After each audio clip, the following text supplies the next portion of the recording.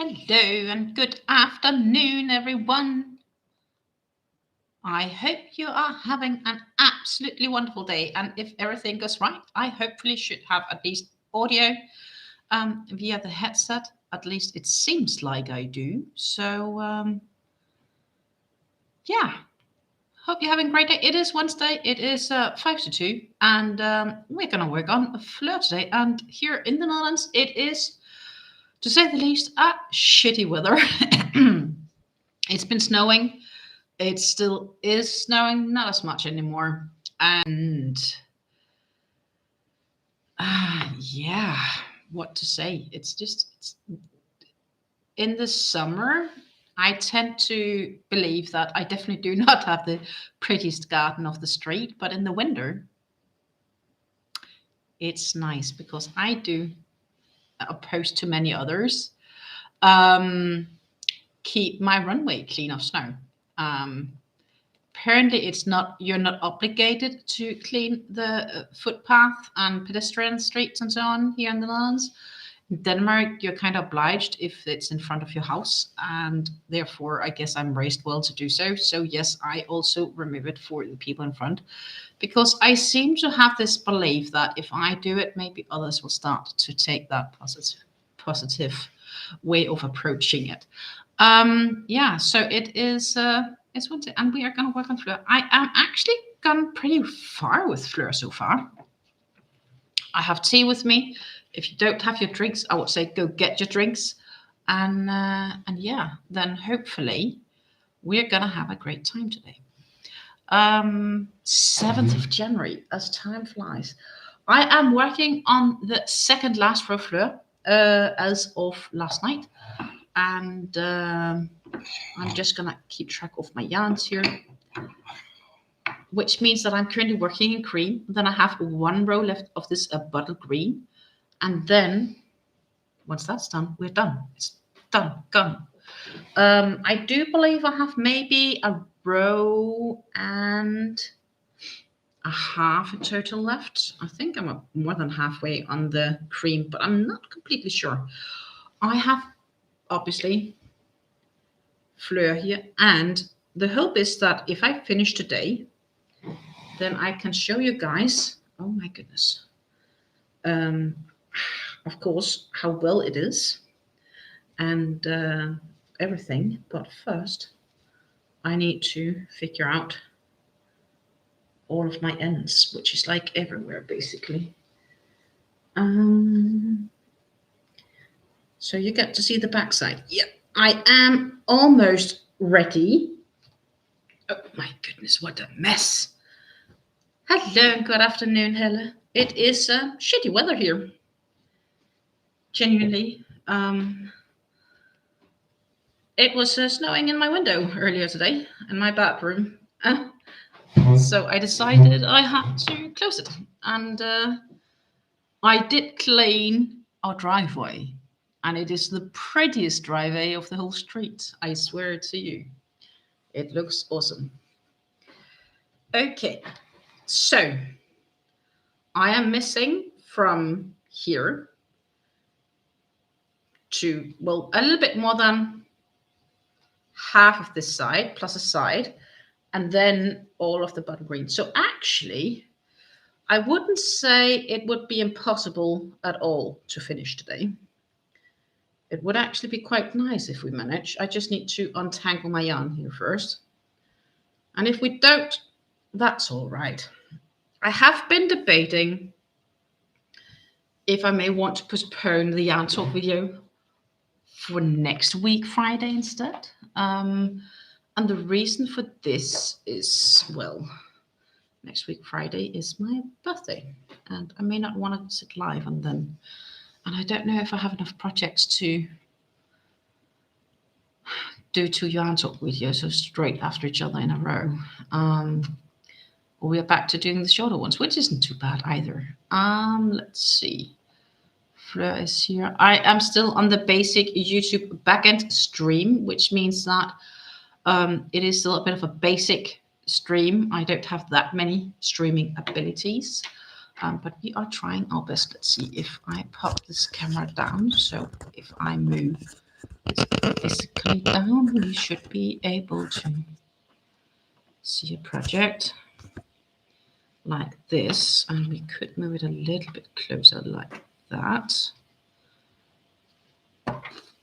But as I said, here we have the middle, and I'm working this direction, and then the rest piece of this whole side plus the next side, and we can cut cream. We're done with cream, and then it's just the bottled green we have left. And you know, the crazy thing here is that this has been a 2-year project, and it feels both nice and weird in the same way at the same time to be done.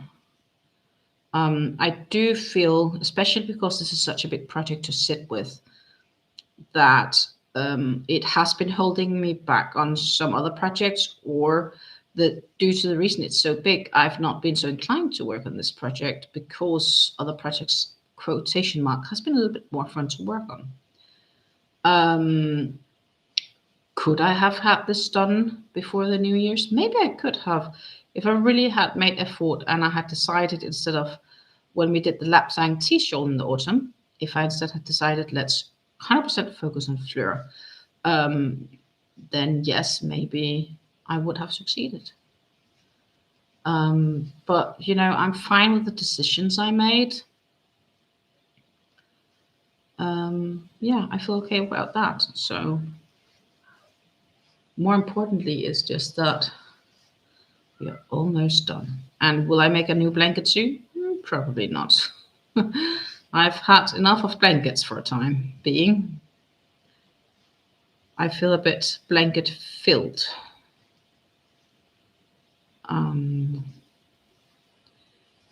Trust me, shoveling snow today was definitely my workout, and I see so many people not used to it, because while our neighbor's right now, and I can spot him outside of the window, he is trying to clean his driveway.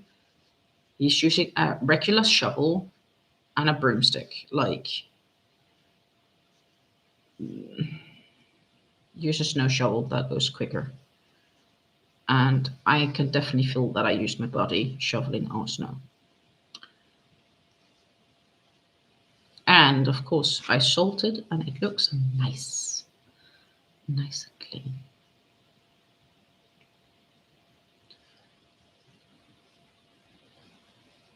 Because the thing is, when it snows, if you clean it straight away, especially before people start walking in it, it is so much nicer and easier to do than if you had to do it after people have been driving or walking in it, because it's just densens and compacts.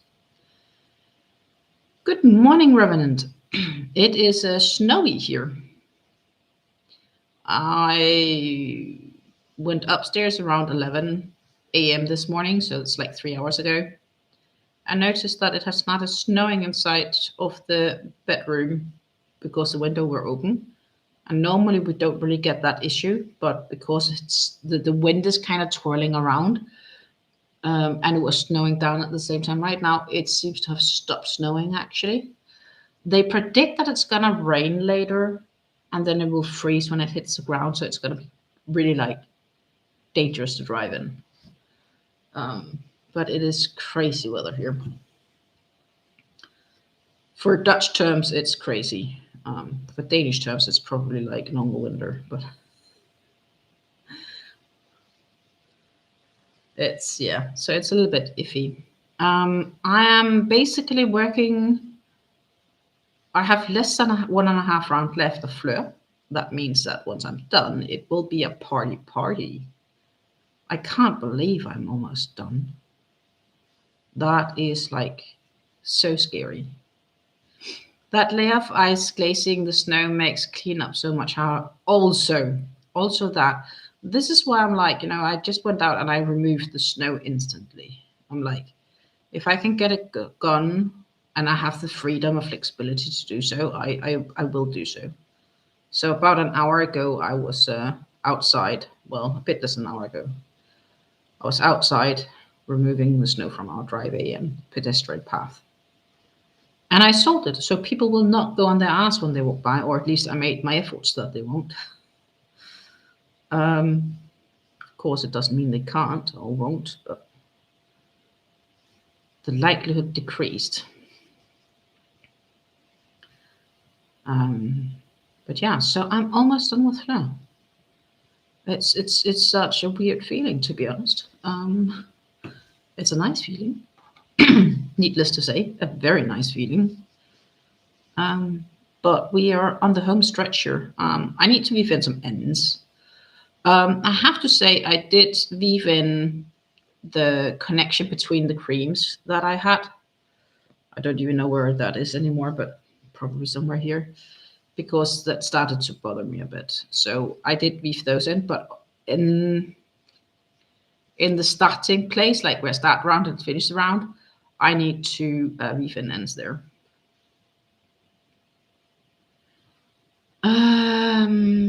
Helen writes, she heard in the news here at lunchtime that the airport in Amsterdam is closed due to snow. It's closed due to snow and because that they're almost running out of the de-icing fluids. So I'm just really happy that I have no planned flights within the next week, because it's a freaking nightmare. Like, genuinely, Amsterdam airport right now is a nightmare. Flights has been deviating to other airports as well. And honestly, if it is indeed going to be raining later and it's going to freeze to ice on top as an ice layer, like an icy rain, it's going to be really dangerous. And not just for driving, but I think also for landing with aircrafts and so on. So for once, I actually understand them shutting it down. But I've also tried another time where I'm like, it's snowing and it's a 5 centimeters of snow and everything goes crazy. And, they're just not used to dealing with it. And that's one of the reasons it's all closing down. There is a bit more snow in the western part of the Netherlands where Amsterdam is, but it's not as bad as like when I've been to Finland or likewise, right? So yeah, it gives you this ambivalent feeling of when should things close down and when shouldn't they close down. Remnant says, I finished the granny square blanket yesterday. My gobber dog almost did not let me get a picture before she had to be on it rolling around. Can't control animals, huh? Let me see. I need a bit to share this because I am still on my basic YouTube stream, which that everything is a bit delayed and so on. But it looks nice. So that is a lovely bedspread. And lovely different colors. Oh, the work to line it up and sew it together. I think that's a challenge here with, with Fleur. It's not small pieces sewn together, it's one big piece. And that is really also like, you feel the weight of it. But your doggy definitely seems happy. He is ready to stay. He's not sharing.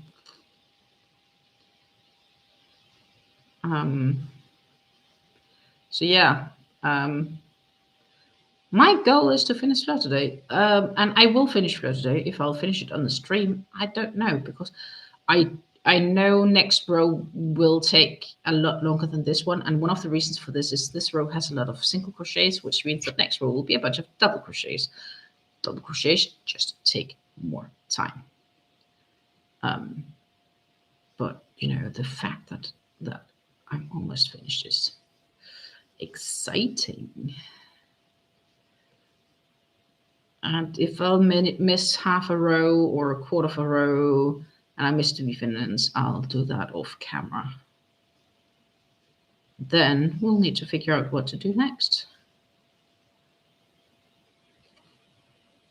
would it be fair to do a summary of a yarn talk video, or are we gonna start a new project instead and still go live Friday? Choices, choices. Right now, honestly, I don't feel in the mood to think about it. I don't know. I feel like I could sleep. This morning, I was definitely also not very inclined to get out of bed. I felt so nice and comfy in my bed. It was, yeah, nice and warm. And it just told me to stay. But I did get up. I only almost slept over. Rev says he joined with 2 simple crochets in the space change too. It was quite heavy by the last 2 strips. More than 22 skeins of yarn went into that one. I can imagine it was quite heavy. Like, I know how heavy this one is. This is dense. Like, I am definitely at a place where I'm like, I feel pretty done with it. It's not done yet, but it's almost done. And I will definitely feel done with it when it's completely done. And I will have to make the classic small little short video, you know, of holding it up and it folds down, because I feel I've deserved that once this is done, you know, to roll it up and let it drop or something like that.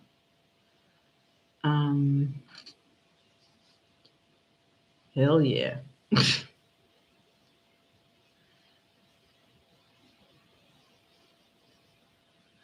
Hello, Susan. I hope you're having a great morning.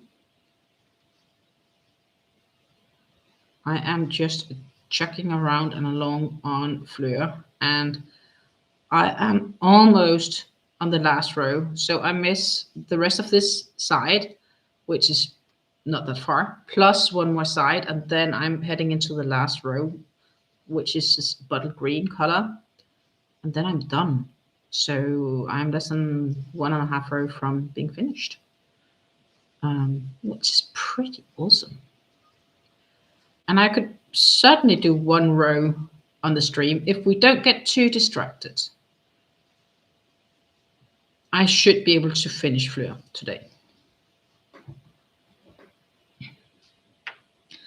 The blanket is 2.54 meters squared, so 2.5 meters basically. That's pretty impressive, to be honest. I'm not going to redo you. This one is like, I think it's going to be about 1.5 meters by 1.5 meters when it's done. Maybe a bit larger, I don't know. I'm not 100% sure. I would have to measure it. But it's not big enough to be a full bedspread, which I'm fine with because I didn't make it to be a bedspread. Then I would need to make something else. I think the idea of using granny squares for bedspreads is a great idea because fundamentally it just gets so heavy when you sit with it.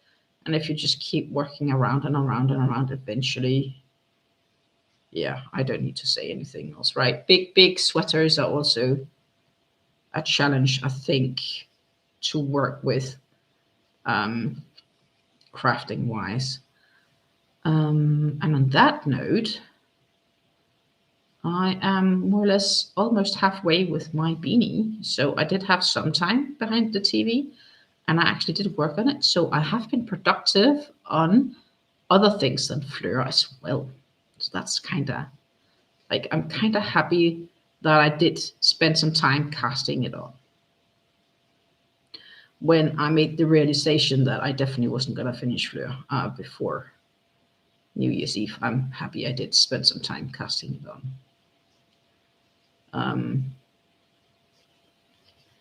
Because I have been progressing on my projects. The next thing I really want to get done, I have 2 things. I want to sew together the bag, so the 6 granny squares, so I can continue with the Days to Days bag. I need to sew them together. I still haven't done that. And then I want to cast on for the cowl. And I think the pattern, I do believe the pattern actually does call for 4mm needles, but the yarn says I should use thinner needles. But if I do that, well, I don't have that. Well, I do, but I can only go to 3.5 millimeters, not to 3. So I think I'm still gonna see if it's gonna work on the 4 millimeters I have, and we'll have to see it from there. It was a great project for those dopamine hits of finishing a thing. I could easily finish 1 square a day, and occasionally I could get 2 done. So the momentum felt good, and only needing 25 squares made it not seem like it wasn't possible. When you do small grinding squares, it can be thousands. Yeah, I get that. There is definitely a feeling of finishing parts. I guess it's the same if you make amigurumi and you have small parts that you finish and they are kind of ready for being sewn together. Or in my case of the Daisy Days bag, I have 6 granny squares. I need to sew them together to proceed with the project. But making the granny squares on their own, that was an easier overview.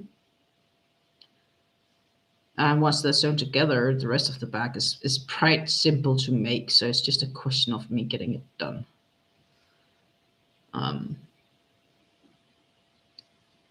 Now I need to count for a minute because I need to keep track. I need 22. Oh my goodness. So I need 3 more. I have 1, 2, 3, and then heading on to 1, 2, 8, and a top. Yeah. Okay.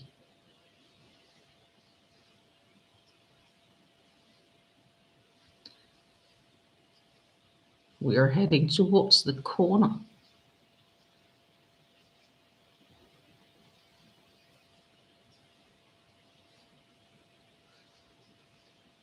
It's so nice to know that I'm almost done. I'm ready in the mood to get this one wrapped up.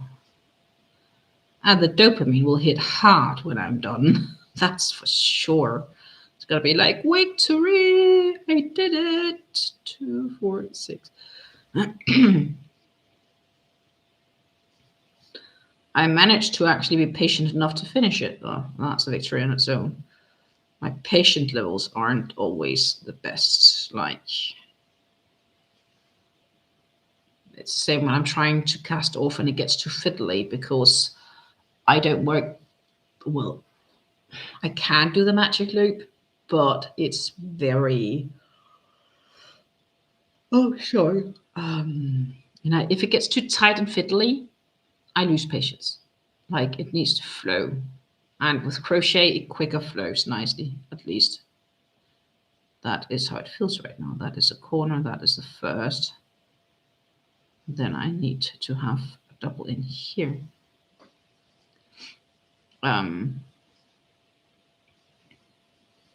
So as long as it floats nicely, and the same can be said for crochet, as long as it floats nicely, I'm happy. But if it's like not flowing very nicely and not going at a half decent pace, I can get impatient. And that's just reality of things. It's like, I like to see things happening. So, 2, 4, 6, 7, which is not a good way of counting. 2, 4, 6, 8 corner. 2, 4, 4, 6. I forgot a stitch. Well, then we'll frog. I forgot.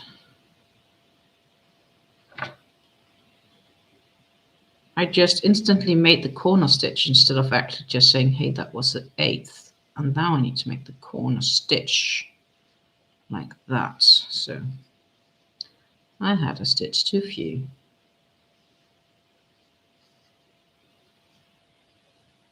corner complete. 1, 2. So I need to get into that one.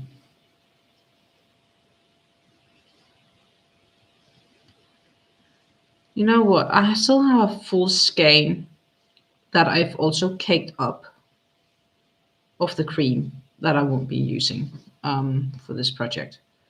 So I will definitely use that for something else. I am likely going to take this yarn and double strand it, triple strand it, and make some of these rib knit beanies. We also do know already then that it is going to be like scrap type beanies with different colors, and I'm fine with it. It just is this feeling of getting things used. 2, 4, 6, 8. Perfect. 2, 4, 6, 8. Quarter. Perfect. That looks good. And then we are gonna just fasten this with a couple of single crochets. Then I need to close it off so that I can flip the work around and get going again.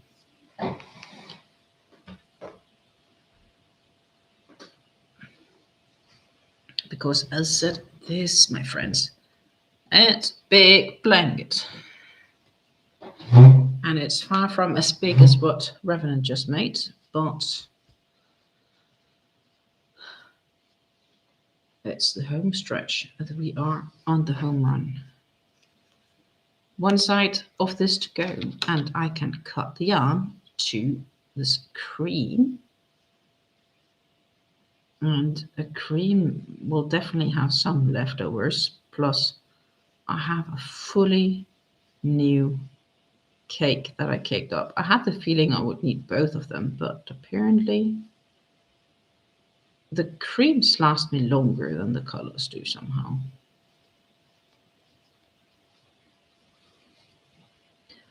Right now, of course, it lasts longer because of all the single crochets, which doesn't take as much yarn as a double crochet does. So that is reasonably logic. I have a yarn that's split. Let's just redo that.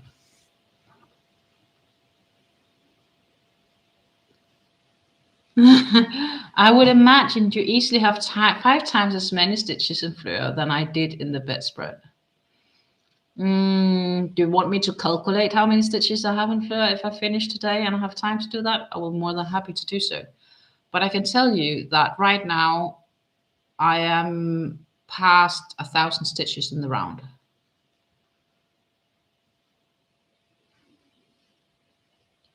$1,020 to be exact in this row.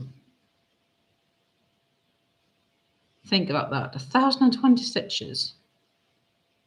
And it's not exactly going quick if you just, because it only grows with the distance of a single crochet row. Because when you do double crochet, you should do it in the previous row, in the fret loop of the previous row, right? So the height is still the same as a single crochet. No wonder this takes forever. Mosaic crochets for those with patience. Apparently I had more patience than I thought I would have. I'm really proud of myself for actually have gotten through this. I'm not sure that I would be too keen to instantly do a new blanket. I have seen some of the more like baby-sized blankets, and that would probably work up great in one of those Stanley muffin cakes I have, because they are also bigger cakes. But still, I'm not sure if I would want to make a human-sized mosaic blanket. I might just say, no, thank you. Or maybe I will. I don't know, when I get to be an old woman and have nothing else to do.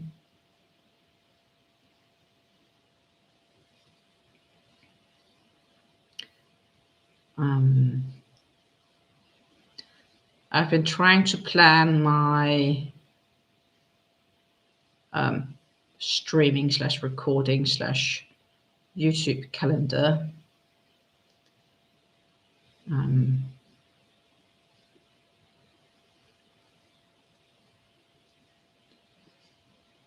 And that is why I'm like highly debating if I'm doing a yarn talk or if I'm going live on Friday instead. I haven't really decided, to be honest.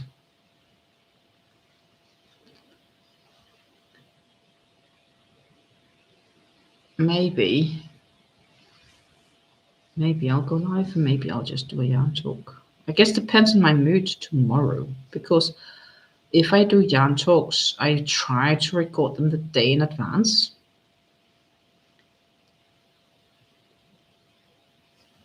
Gives me time to edit everything to get it uploaded and ready. And yeah, I don't know how many projects I can talk ages about Fleur, of course.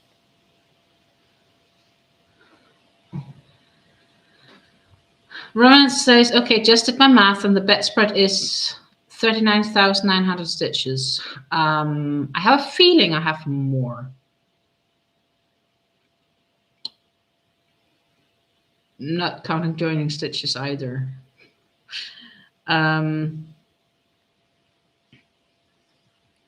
But I have a feeling that I have more stitches, actually, without being 100% sure.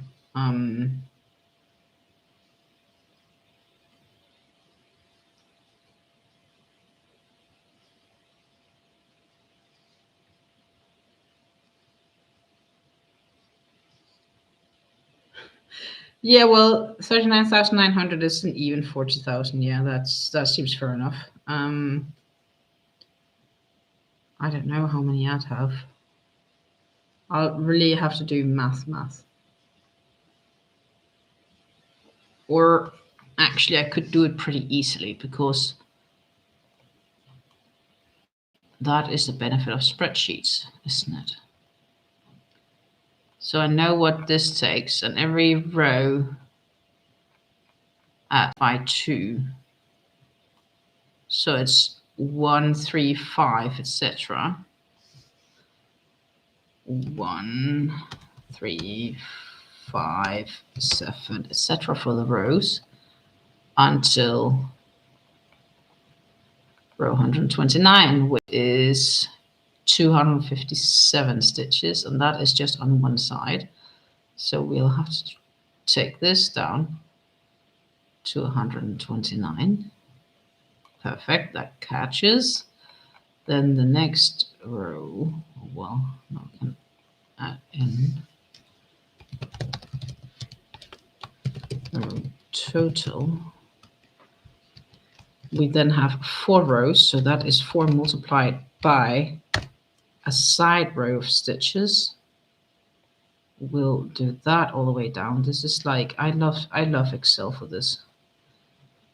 And then we'll multiply it all. And this blanket is a total of, and I'm not including joining stitches, or so I'm not including slip stitches or chains for the cornering. 66,564 stitches. No wonder I'm getting tired of this. 66,564 stitches. That is a lot.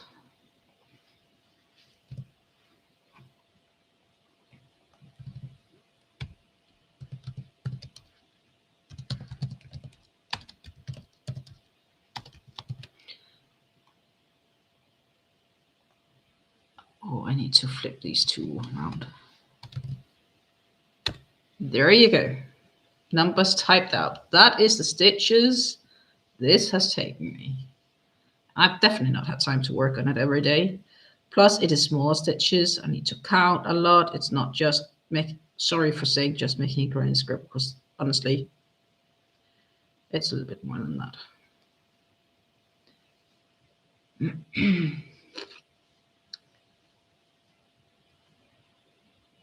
It is impressive. It's a lot of stitches, Susan. It is a lot of stitches.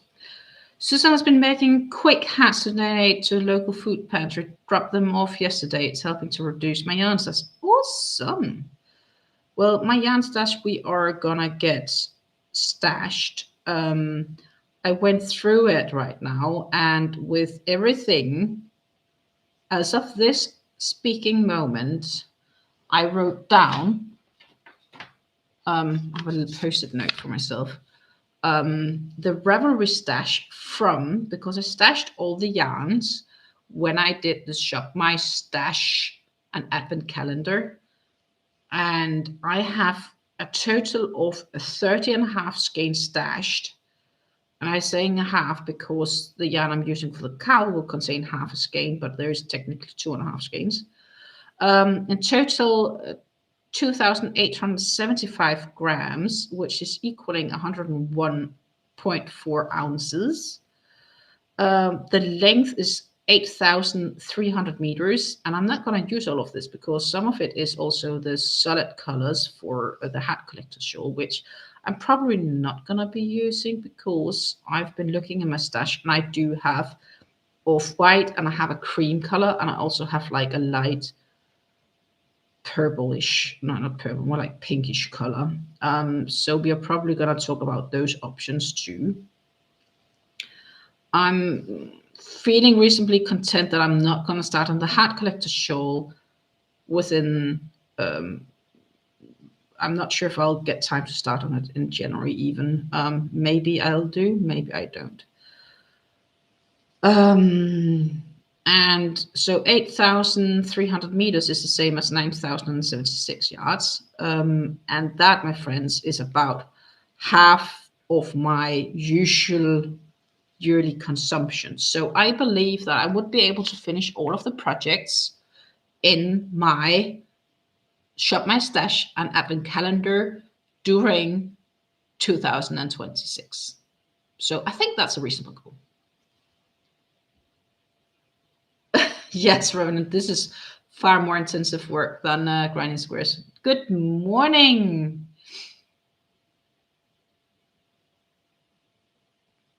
Nana Mariana is here with us, and she's saying good morning, Amber and everyone. Good morning, good morning, good morning.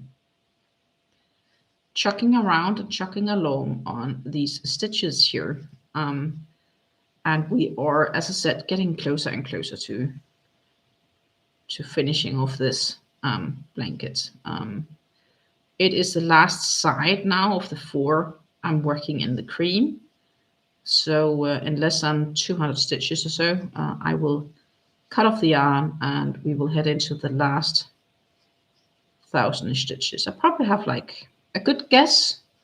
It's a little bit more than 1,100 stitches to go, and this blanket is complete, with the exception of the ends I need to weave in, of course. So that would be so freaking awesome if we manage to finish this one today. And I will keep working on it until it's finished, unless we get disturbed by what is called physical time. And I haven't really decided what's for dinner, to be honest, but I have an idea. Either we're gonna get an omelette, or I'm gonna boil some rice and we have some, well, it's called kipsate, which is like, it's chicken in a peanut butter sauce, which sounds really weird. It's a Dutch thing. So it's going to be either one of those two. It's going to be simple. My brain cannot do multiple complicated stuffs. So I'll have to cast on a knitting project as well. And of course, I want to sew those bag ends together. And generally, we'll have started on most of our Advent projects, with the exception of the hat collectors. And I think we'll probably need to, and that is something I've considered for Friday, maybe. If I end up not going live, well, let's put it like this. If I end up not doing a yarn talk on Friday and postponing that for next week, Friday, I may find those alternative yarns for the hat collectors for us to look at them and to decide which I will use as an alternative, because I'm just not sold on any of those reds. Like, it's not like I don't like them. It's just, they don't speak to me in the right way, if that makes any sense. Yarns should speak to you, then you know it's the right one. Thai food has a lot of peanut sauces. That could be too. I think they used to tend to say this is Indonesian inspired.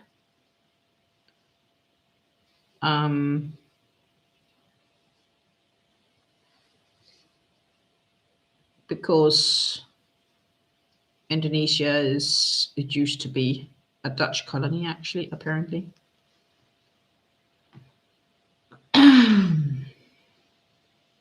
Susan says here the weather for New Jersey conditions are misty with a temperature of 4 degrees Celsius or 4 degrees Fahrenheit. The wind is blowing from west at 8 miles per hour and the current humidity is 98. That definitely does sound misty. If not misty, then rainy. Remember says back when I was living in Maryland a decade ago, a local Chinese place had a peanut chicken dish that I love. Was kind of like katsu chicken breaded up deep fried in peanut sauce. That sounds good. These are like small chicken pieces. Like think about sliced up or chopped up chicken breasts, which goes into literally a peanut sauce, like a creamy sauce, a bit like a peanut butter, but not as buttery, more like peanutty. I'm not a big fan of the peanut sauces, but I'm okay with it. I just don't want too much of it.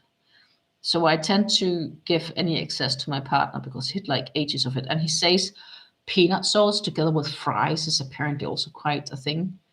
I just prefer my mayo, oregano, which is a Danish thing, which is basically a mayo with veggies and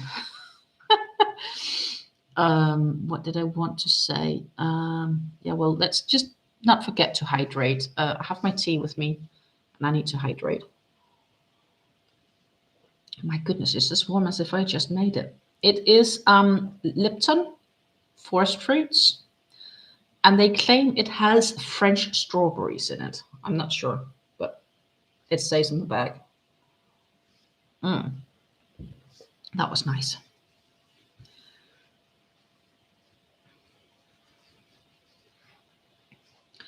And what I wanted to do, that is what I wanted to do. I wanted to check the weather here around, but I am expecting this to be what I consider shitty.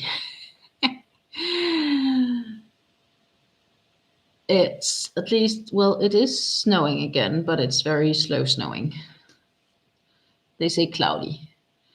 Conditions are cloudy with a temperature of 31 degrees Fahrenheit or about -1 degree Celsius. Winds blowing from south at 18 miles per hour, which is probably true. And the current humidity is 85. Sure, it's wet outside. That is one thing I know for very sure. I decided yesterday, and I'm really happy I did so yesterday, to go to the hairdresser. My hair desperately needed a haircut, or actually already for a couple of months. And I finally just took the time to go and visit. I had even been dabbling on just taking the scissors myself and cutting my ends. Then that's pretty bad, right? But I did end up going to the hairdressers, and it was like dry yesterday, so that was a good reason for doing that. Later today, we are awaiting rain.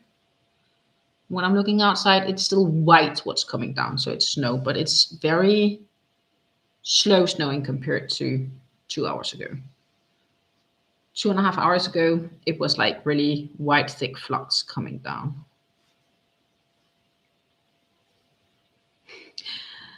Susan says, you have never seen me with my hair down. No, I'm not really good at having my hair down because it's in the way. It gets warm, it gets tangly and frizzy, and I always have it up. Right now, it's not ponytail. I tend to have my hair up. I used to have short hair, actually. And I had a braid earlier today, and after shoveling all the snow, and as I just said at the very start of this video, in the summer, you can argue whether or if I have a nice garden or not. It's just a garden. It's definitely not the nicest in the street. In the winter, I tell you, I have the nicest driveway in the whole street because it's clean from snow. And everybody else is like looking in envy, being like, what? And I'm like, yeah, because I don't want to sit on my ass on my driveway because I slip out due to snow. So I shoveled snow earlier today, about an hour and a half ago. I was outside, actually 2 hours ago. No, an hour and a half ago I was shoveling snow outside.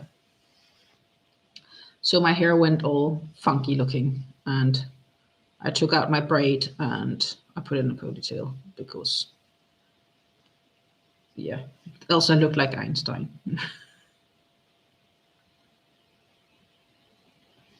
That looks good. 4, 6, oh Jesus. 4, 6, 8, 10, 12, 13, 14, 16, 18, 19. Awesome.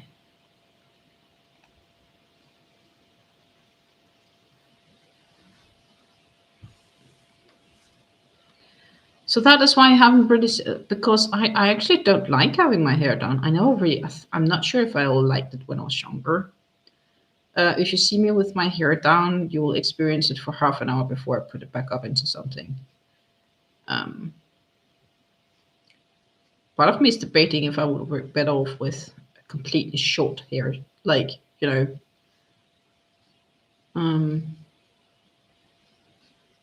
some sort of short hairstyle, but then I would need to go to the hairdresser more often, which is not always very convenient. And they have definitely gotten more expensive, which is logic because everything goes more expensive. I will be more curious towards the end of this month if my salary has increased with an inflation rate, because that would be nice.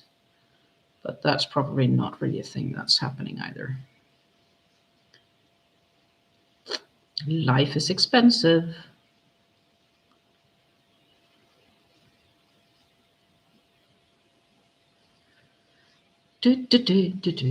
But I haven't bought any yarns yet either this year, so I am proud. And we are gonna stock the stashes I have as I record. And I think what we'll do is, like, I'll mention what I have in my stash, then do the recording, and then at the end we summarize what's been added to the stash. And that will be at the time of recording, because what I am trying to do is I'm trying to actively remove the items which are stashed as I use them. So for example, right now, as I said, I have the Days bag where I need to sew together granny squares and start to make the bag. If I use some of the yarn, I will remove that from my stash because that yarn is stashed. And that will kind of help me at least be honest with the amount of yarn I have in my Ravelry stash. And next year, we then should have a very clear overview of the yarn I have in my stash, and the yarn that I'm using should come straight out of that stash. That is, as long as Ravelry exists and it makes sense for us to do so. Yeah, that's more or less it. And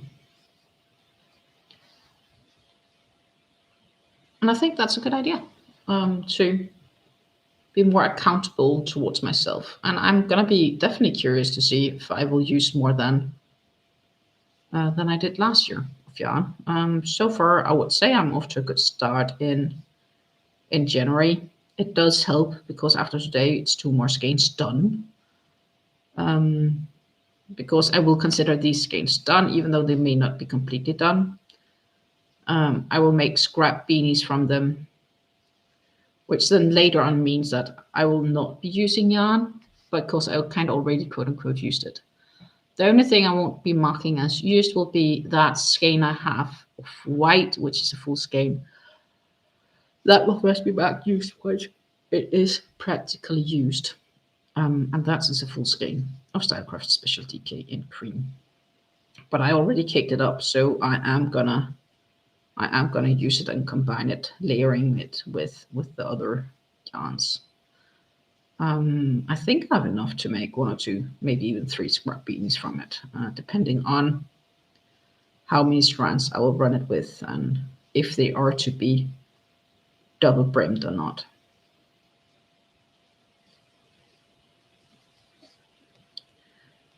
The news so far is then also on the other rib knit beanie, where I am now using the 8mm rather than the 7mm needles, is that I do feel it seems better for the softness of the yarn. So it's probably because I indeed did use slightly too small needles. Also, I changed the holding end of the stitches to a smaller needle. So I'm picking up the stitches with my 8mm, but I'm working off the 7mm, if that makes sense. And that slides so much smoother. So that's something I'm pretty happy I did. I can show that when I just need to do this. I'll be happy to give it a quick show, because then I can cut this yarn and we can go on to the last bit of the bottle green, which is awesome. The fact that I'm so close is crazily nice.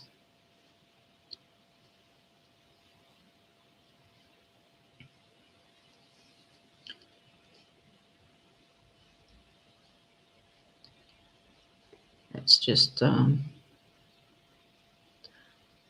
really feels like a home run now.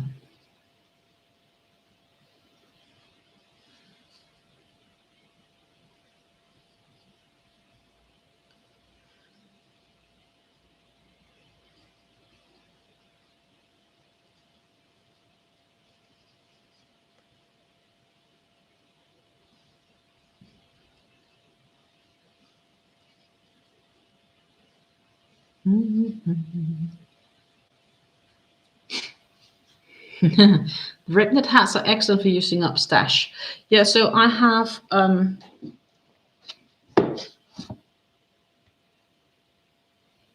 that's the leftovers from the other colors. And I'm going to combine that, obviously. And I'm thinking I may just have a white going through them all, because white is kind of like the background color here, as well as I do have a little bit of white left. Sorry for it being too bright, so I'll put it back. And this is the only white I need to do. That's from here to here. So I'm definitely not going to use up that full skein that I have laying upstairs. I'll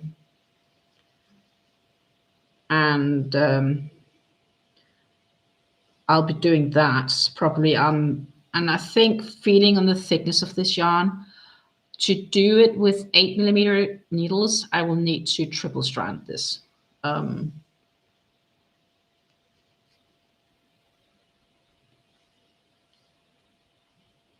So that is what I'll have to do.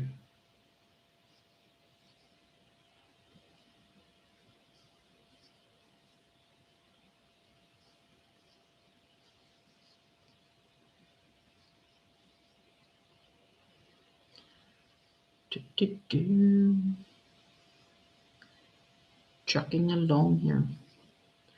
I have been debating if I then should combine the two lighter colors here and then use the screen maybe with the French or even the pink, purple. That could work. Or maybe those needs to be combined. I'm not sure. But it's definitely going to be a scrappy project. Or I'll basically have to change color every so many rows. That's also an option. That I'll do 1 row in this, or 2 or 3 rows in that, and then it's just a lot of ends to weave in, which I'm less keen about.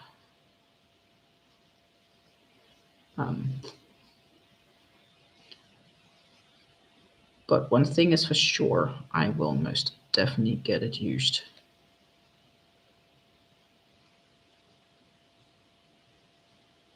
Dun, dun, dun, dun.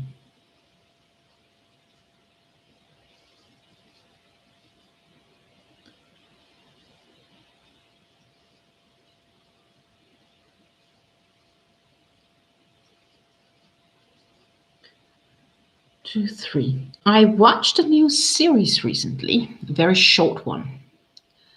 So if you have Amazon Prime, and it's an older one, But if you have Amazon Prime, I watched the Upstairs Downstairs, which is a 2-season, 9-episode series, which takes place in London around end 1930s.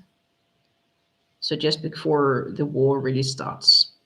And it's a little concept like a little bit Downton Abbey-ish, where you feel you follow the upstairs class and the downstairs servants, which was actually quite nice. It was a little, and it was also had some historical facts in it as well. 2, 4, 6, 7. Plus, I need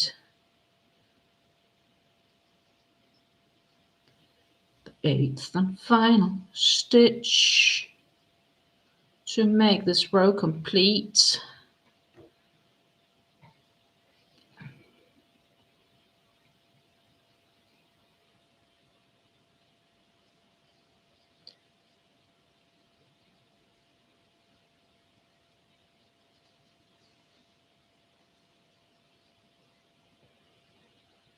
And then, my friends, this is bottle green. And my goodness, guess what? I can cut yarn. Ta-ta. Oh. And this is how much I have left. Plus a full skein of the cream. Susan says I've mixed all sorts of yarn, including funky novelty yarns, to make cool knit hats. But are you mixing them in the hat itself? Do you do a full row, or are you just ending when it ends? How are you approaching that? I'm not finished. I have 1 row to go. 1 row and weaving. But because I have 1 row to go and that color is already attached, it's bottle green, I need to finish up and then I'm done. Awesome.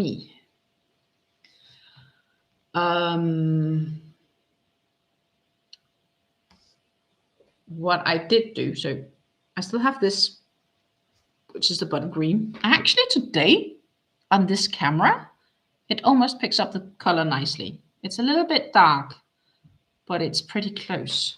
This is better. This is bottle green. It's dark green. I need to finish up this for the last row.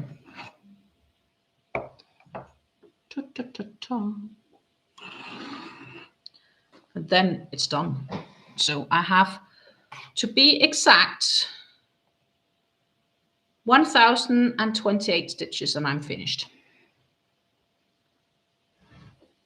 Not including the chains between and the corners, but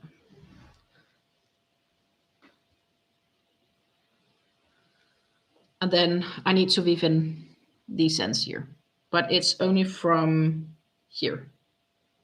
So like I need to weave in, oh, not including you yet, but I'll need to weave in these few ends too, because I was starting to get sloppy weaving in ends.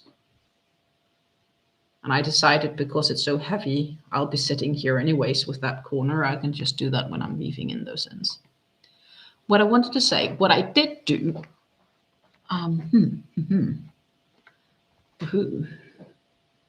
this is how far I've gotten on my current rib knit beanie.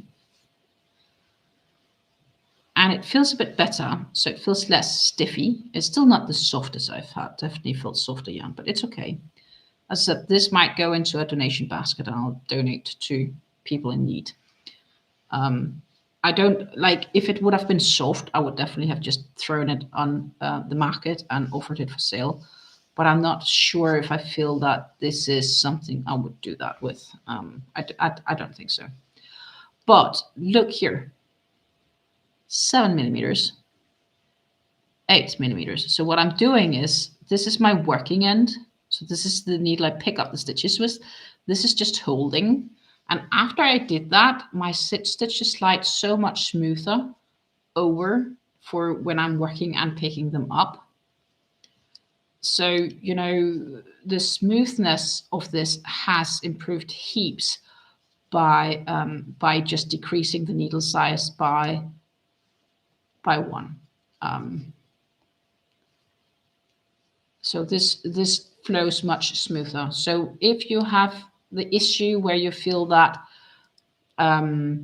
especially on the places where the needle increases from the wire, if you feel it takes a bit effort, because you could be a tight knitter, and you have interchangeable needles, I can recommend trying a smaller needle on the working end, because that's not what defines the stitch sizes. That's just holding basically from what you're working with. And that is actually working quite nicely. So if you want to increase the pace of your knitting, or feel that you want less tension for when you move your stitches to being worked, so to say, that is recommendable. And I'm concluding that I'm definitely not a loose knitter.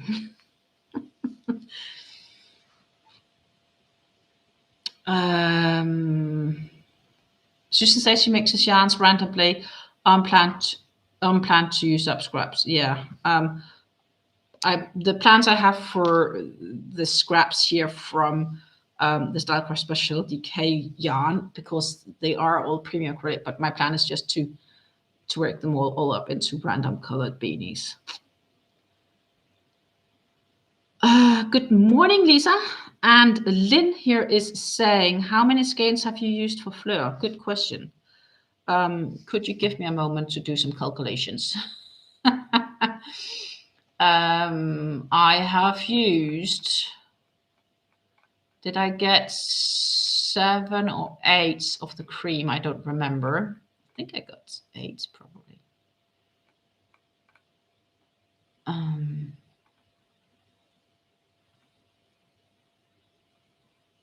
Approximately 2,500 meters. Maybe I got 9. But I did use for the regular colors. So inside the full colors, I used 1 burgundy, 1 claret, 1 fuchsia purple, 1 plum, 1 emperor, 1 French navy, 1 pretzel, 1 green, and 1 bottle green or bottle. So that's 2, 4, 6, 8, 9, plus the amount of cream. And I'm not sure how many cream I use, so I'm actually just going to go into where I ordered this back in the days, because that is something the author of this pattern does very well. She makes an estimate on how much DK weight yarn you're expected to use in this.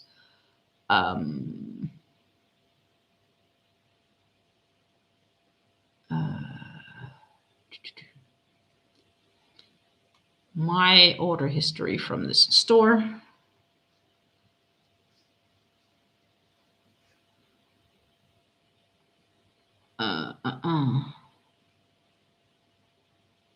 Well, it says I got it. It doesn't say how many, so I need to find my invoices. Give me a moment. I think I got it. Didn't I get it one of the first things, second things?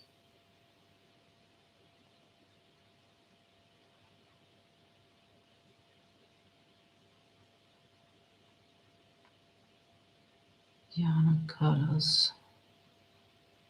No, second, because the first I definitely didn't.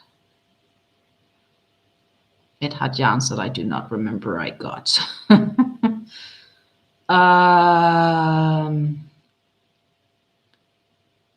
I got 7 of the cream.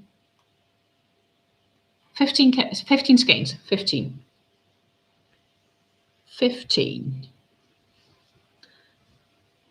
And that is kind of what we're heading into. I have 15 of them.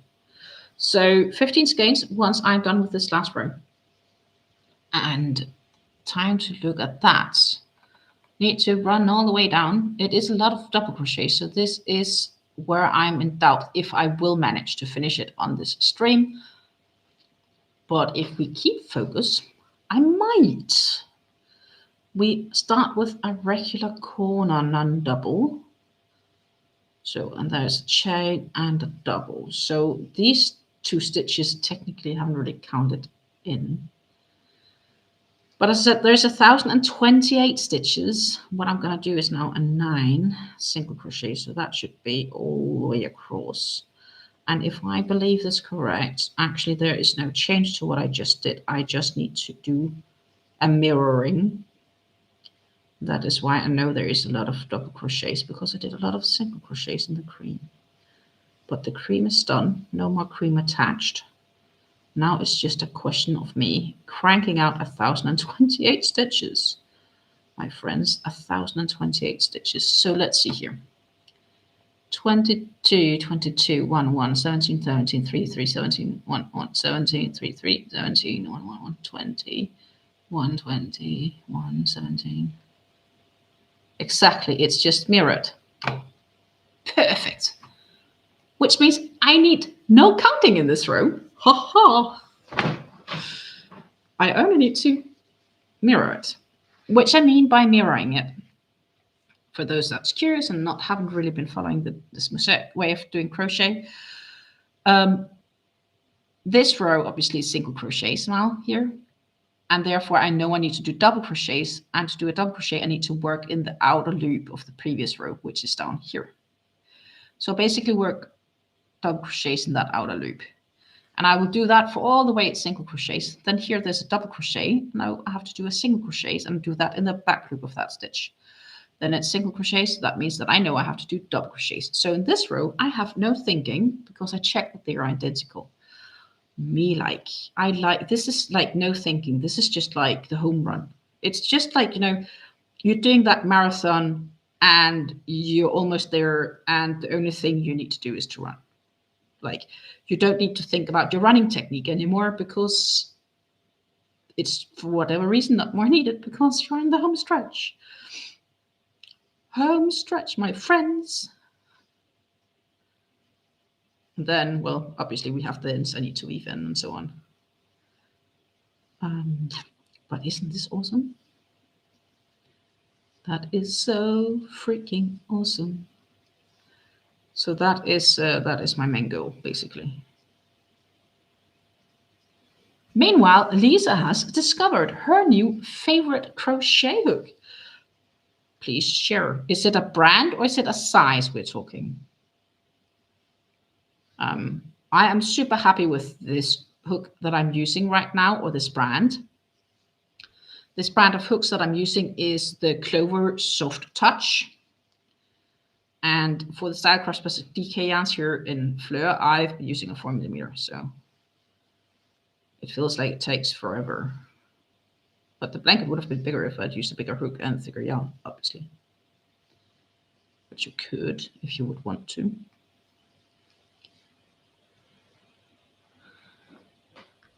And of course, Susan wants to know what it is. Susan says it's called Jelly Handle Crochet Hook. It isn't really branded. Okay. Susan says my favorite is Clover and More. And Revenant is the Addy Swing type of guy.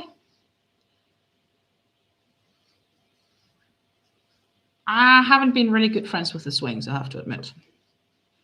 Or the swing type of, and I think it's probably because I'm a knife holder.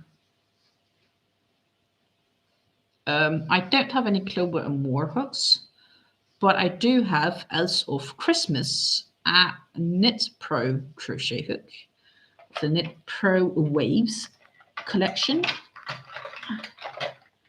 which I haven't used yet, but it's a size I needed, which is 6.5mm, and it feels nice. Like, I like how it feels in the hook.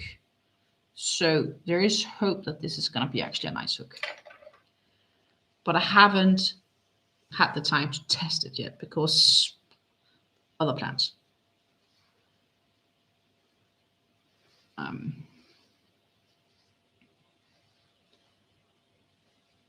But now I have it. So at some stage I'll test it out.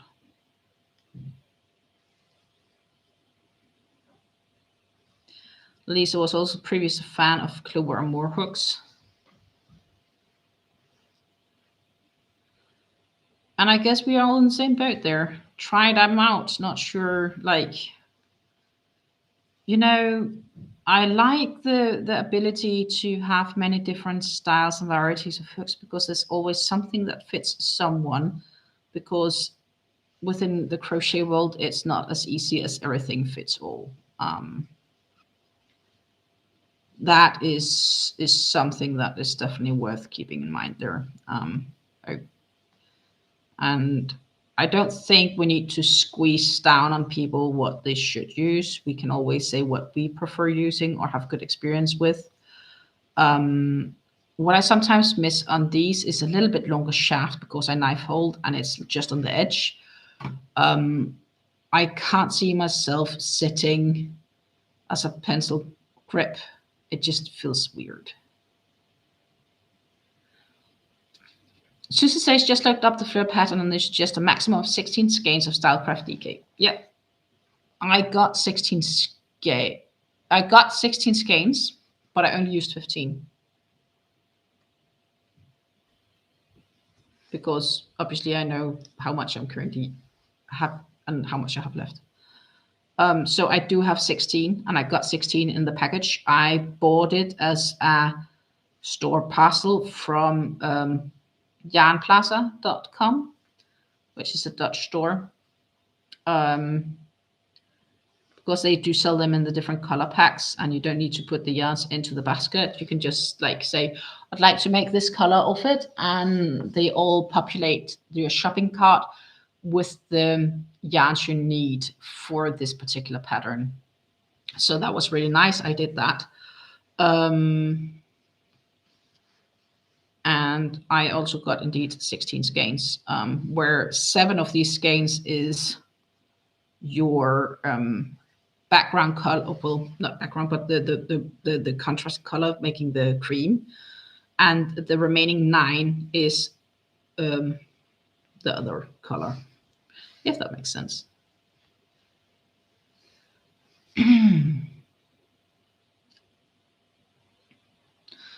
Lisa is sharing a link of the jelly hook.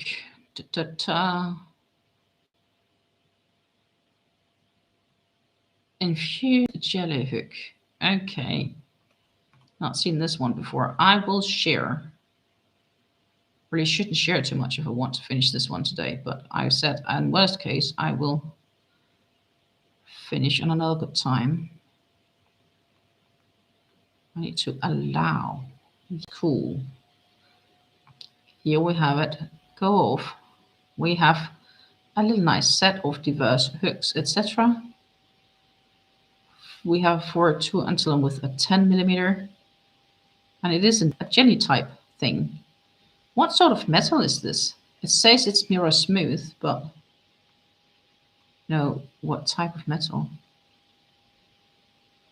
And then it's interchangeable. It seems like a thick one. Yeah, why not? It's not too bad. Molds to your grip. Oh, wow, indeed.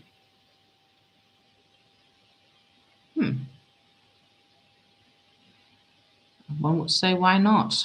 Well, I like just to put things in my wish list-ish thing. You know, I'll throw it into my cart and then I'll have a look at it later. But I see I'm not even logged in, so that's not going to work because it's in the US one. Nah, it's okay. Cool. Maybe it will remember, maybe not. And if not, I will be popping back to this live to re-find it from the chat.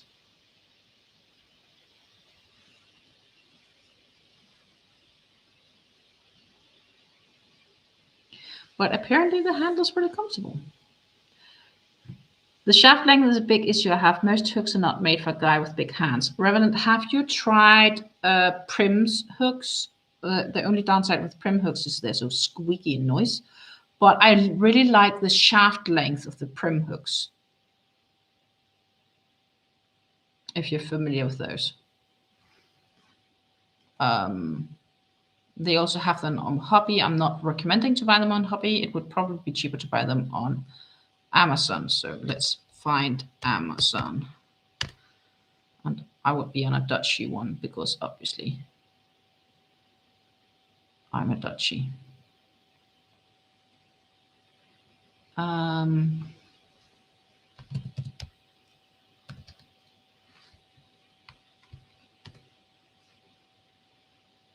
Try Prim, not a fan. Yeah, okay. I guess the question is which of the Prims you've tried. I'm just gonna pop over on the showing again. Here we have Prim on Amazon. I have these two packages. So I have the ergonomics in plastic, but if you have the Prim soft grip, I don't know how these work and how long they are in the shaft. I'll have to say that. But as I said, I have these two sets, and when I need to work with bigger size hooks, I do sometimes enjoy them, especially like when I've done the bread basket and so on. It's been much more comfortable working with those hooks than it has to be working with a smaller hook like the one I'm working with right now, because you kind of need a bit more grip on it. I do like the length of them, but I don't like the squeakiness of the shaft of these. So ideally, I'd have the handle from those to the length, and I'll keep the heads of this. That would be my hook.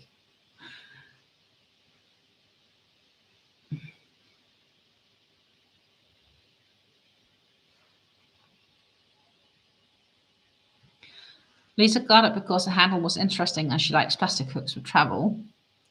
Yes, because you are about to leave for Mexico. Like, what, this weekend? Sometimes I have issues with hooks and security in Mexican airport. Yeah, I can imagine. Well, it's everywhere. Some securities make a fuss about it and others don't. Generally, my advice would be to travel with a hook that you will not be crying to lose about, in case that they decide to take it for security reasons.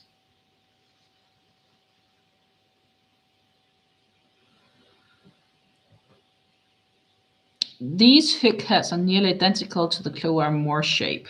That's interesting. Are they also as smooth as Clover Moore, or for this case, Clover Soft Touch? Because that's what I really like about this head. I find it so smooth sailing to work with, no matter what yarn I've been working with. These Soft Touch just glide buttery smooth in the yarn. That's definitely been an advantage for me, so to say.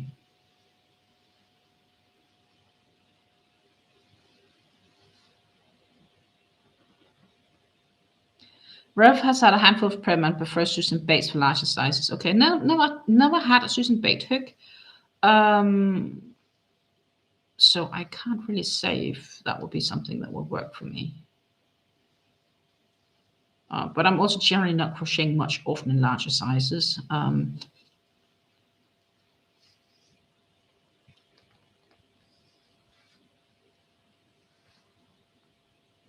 They're similar plastic to Prim hooks. Okay. Yeah, plastic is the thing, huh? Plastic. It squeaks, especially when you work in acrylics. Not a fan of the squeaking sound.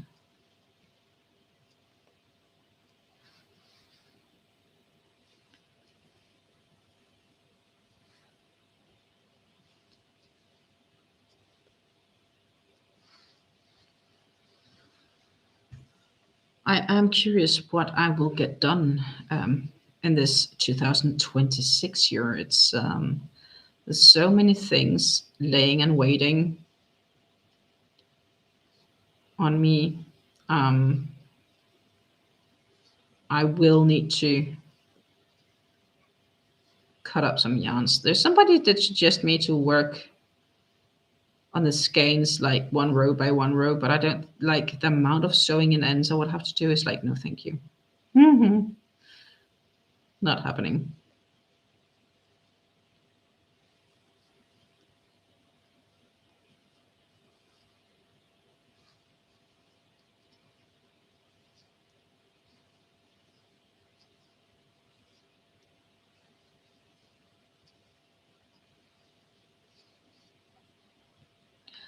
I'm using it with the Sultan Deluxe Cake right now. The yarn is 100% cotton, but no squeak. Oh, that's nice. That can also sometimes squeak, cotton yarns, if you use plastic hooks with them. That's my only reservation from plastic hooks, it's the squeaking noise.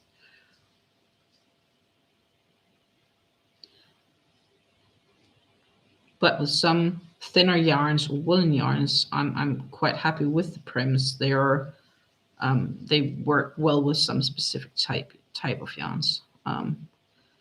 I also know for sure, so I should probably actually consider selling those. I got those that's similar to furls from Temu last year for my birthday for myself. But reality is just I will not be using those. It's just they're just taking up space in my stash, and I don't see myself using these hooks because obvious reasons.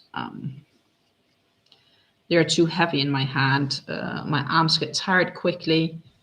The shaft feels long. Probably great for a big hand guy.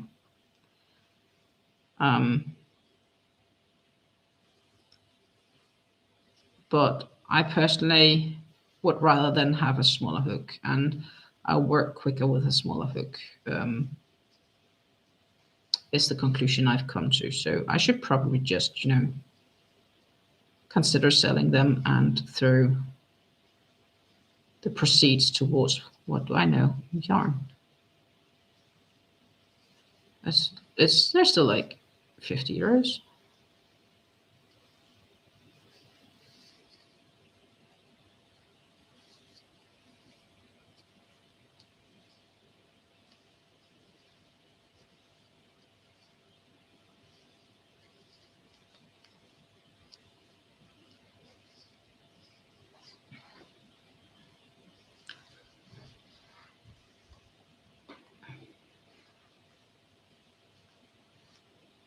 Lisa says I'm not usually a fan of plastic hooks either. I think most people aren't really a big plastic hook fan. And don't forget to hydrate, ladies and gents. Meanwhile, we are really on the home stretch here. Run, run, run, run. The marathon is on the last kilometers. It kind of feels like that, at least.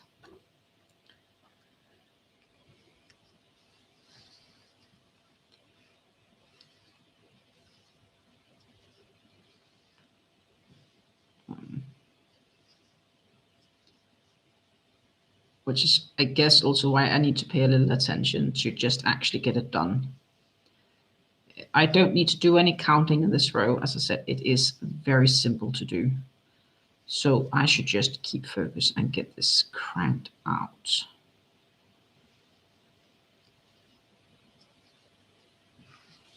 That would be so nice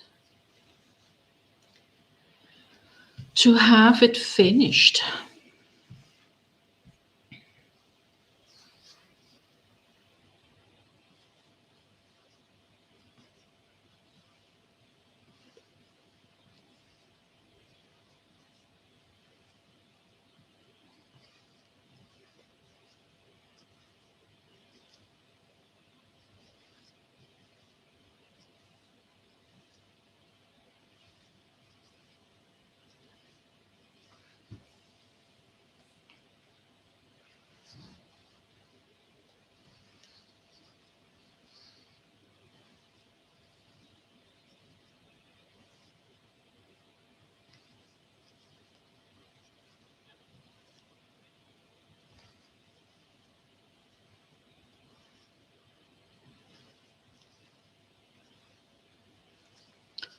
Yeah.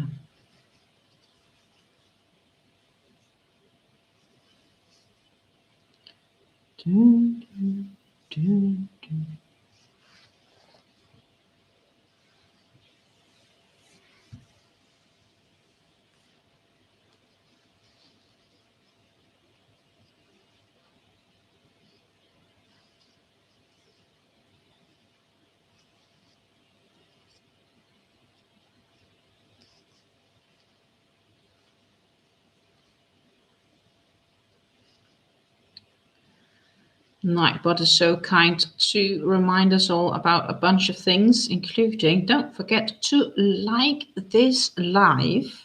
The thummies up if you haven't done that yet, my friends. So now time to give thummies because that will help us to get more crochet friends. We will get out to more people on YouTube, making a chance of getting to learn a few new people. That is awesome, actually. We like to get to know new people. And if you are new on this channel, you haven't subscribed yet, don't forget to subscribe. That would be so awesome. That means that you can chat with us and we would be super happy to say hello. And if you have questions of Fleur, of anything else, feel free to ask. I'm happy to answer. We are talking about, this is a blanket containing more than 66,000 stitches. We calculated that earlier today, and honestly, my friends, that is insane.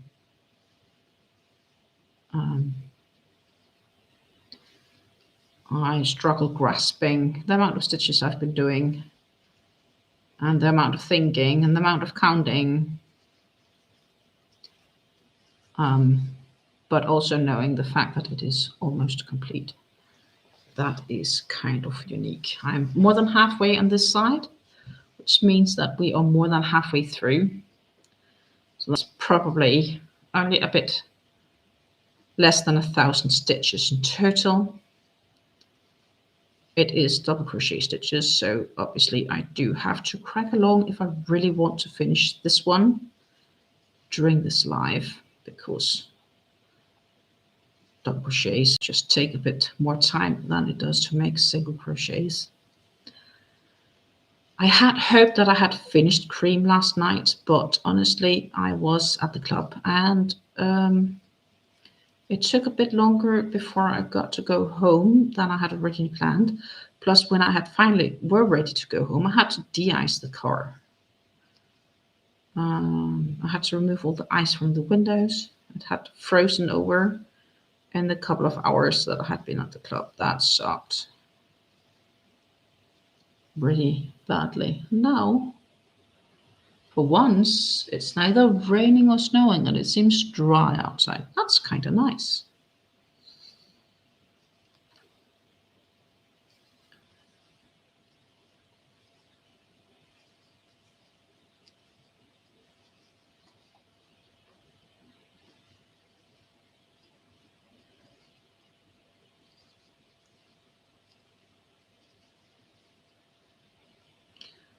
And we are doing 3 single crochets here before we do a bunch of more double crochets.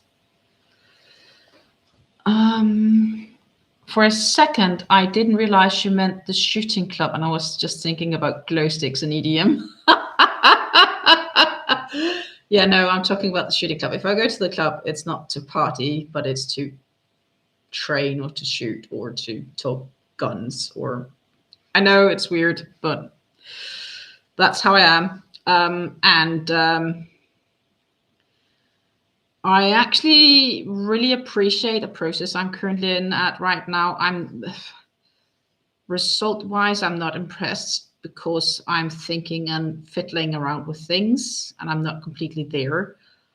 But I'm actually very appreciative of the fiddly process of things right now, that I'm constantly trying to look and testing things out, and not being completely there is something that I used to do, but I haven't done for at least 5 years. And I really feel that I actually do enjoy this process of thinking. And I have people that's willing to think with me. They're currently 3D printing, or they're drawing and 3D printing some stuff for my rifle, which I hope will be what I need, so to say. So that is actually really, really nice and awesome.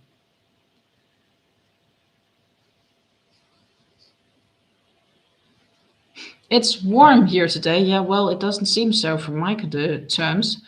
The weather in Winkler is clear with a temperature of -80 degrees Fahrenheit, so that's -8 degrees Celsius. Wind is blowing from southwest at 6 miles per hour, and the current humidity is 80. Well, Lisa, today it's gonna be raining a bit later, and that's gonna lay on top of the snow, and it's turning into instant ice, is what they have predicted. And that's kind of sucks for people not being at home.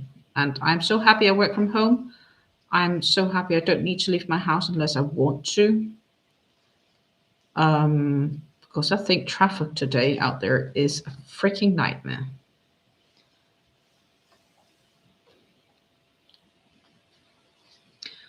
The backyard is all fancy and white. Front yard was all fancy and white until that I removed the snow, and now it looks pretty clean actually, which is nice. That account, the clean account. Ooh. No, don't get stuck in this yarn and these stitches.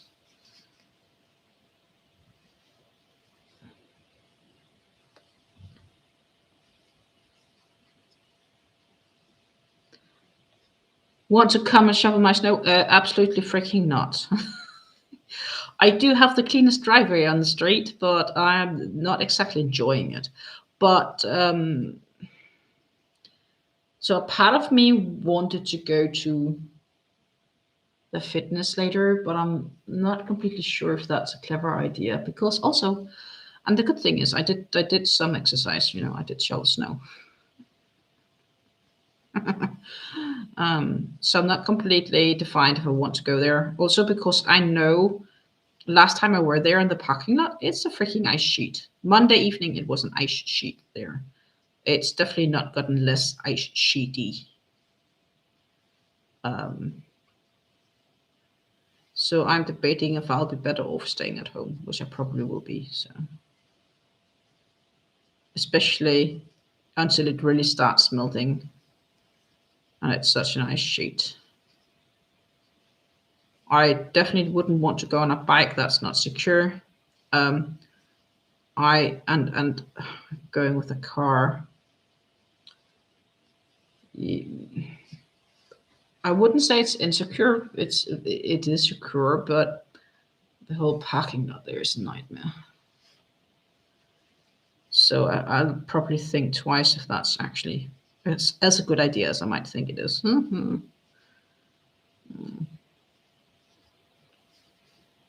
Instead, I could cast on a project or weave in ends. I'll probably have to weave in these ends. I don't think I'll reach to do that on this stream. I'm not sure if we'll make that happen. But we're almost at the corner. And as I said, I don't need to do counting now. It's just cranking out these stitches. So, and I just did this in about-ish half an hour plus and we're distracted. So I might just be able to finish this one. You know, we might actually be able to finish Fleur in this stream. And if not, we are so freaking close. So I'd rather actually put in efforts and finish it and be like, sorry about photos and lives and whatnot. We'll have to postpone that for another good time because right now I just want to finish Fleur and I don't want to mess around on the internet finding things or showing things because it would be so freaking awesome if we could finish Fleur and I could hold it up so you guys can see it. Like, wow. Think about it.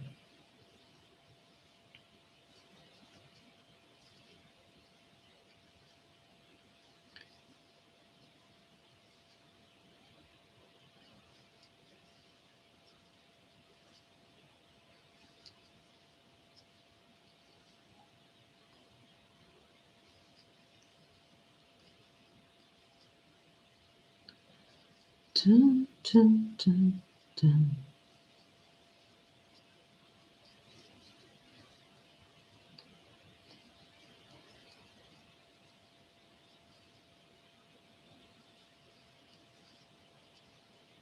crazily cool how this goes, huh? Chipping along. The birds have been really happy that we kept their water available, and we still have some of these bird feeding things hanging around. No wonder it's all snowy. We even had a pigeon sitting in the post or in the tree for like at least half an hour before I started streaming, being like, it's cold.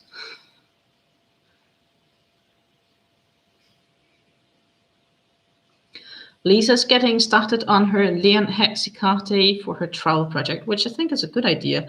I personally really like having the project started up for when I go somewhere, because I often find if I have to start on my own, it sometimes takes more effort to get started.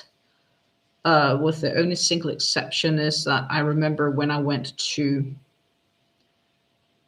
we went to Nuremberg last year in November and February, where I had brought the cake and I wanted to start on the Ultimate Sacrifice shawl, and that went okay in the car. But also it did help that I'd done it before and I kind of like knew a bunch of the aspects of it. So it highly depends on the project type, but I'd also prefer to have, for example, if it's knit, have it cast on before stepping into the car. All of this reminds me, I actually do need to send an email to reserve a hotel room for January, later in January.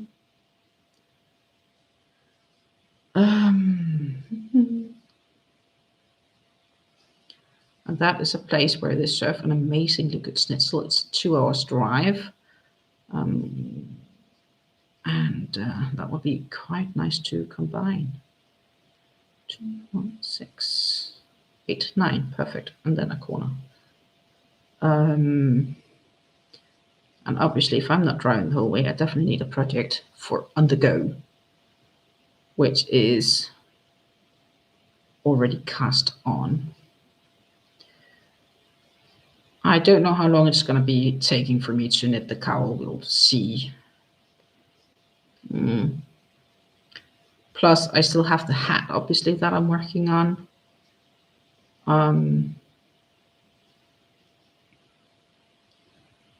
That's been my project for when I have been watching something on the telly. And I think I'm probably going to keep that as Easy Telly project for now. I'm not necessarily in a hurry to get it finished, but on the other hand, the quicker I finish that, the quicker I can start on these scrap beanies with this yarn.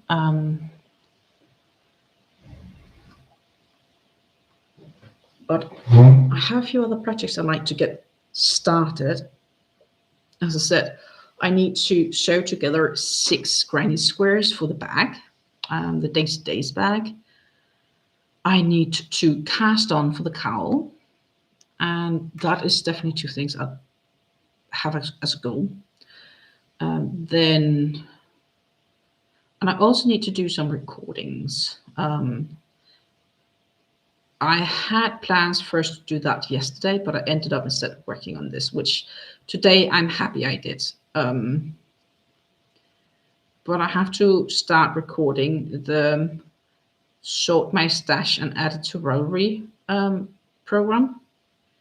And my idea is, because every second Monday, I genuinely normally don't go live or stream or have anything else. So I thought that every second January, not every second January, every second Monday is what I wanted to say, we could have a look at that. And I will be updating my stash numbers as we go through. And those numbers obviously will be at time of recording, because things can disappear from my stash and the duration of recording all of these videos. And if I look at the amount of weeks in the year and everything, it's probably going to take about a year to get through that if I'll do that every second week, with a few exceptions, because sometimes it might be fitting better on another day. So that is my current thinking. of how and what I want to approach that series. I just haven't completely decided on a name right now. It's more like sort my stash and add to Ravelry. But maybe it's just a sort my stash 2026 plus adding to Ravelry. It's just, you know, that seems logic. And I'm so curious to the amount of yarn I have and the amount of work that's estimated to be in that yarn that I have. I think, so I know right now that the amount of yarn I currently have stashed in Ravelry, which is from all of these sort my stash and advent calendar in December, I have yarns to last me half a year. And I know I have much more than that. So I still firmly believe that I probably need to be 150. I still haven't used up my stash. And I do not think I will be 150. It's not happening. I am too old for that. And not healthy enough to get 150. Unless, of course, world is improving. We are getting more and more sci-fi with everything. So who knows? Maybe when I get so old, we can live to 150. Lisa's really looking forward to that series. Me too. Me too. I have started finding things. And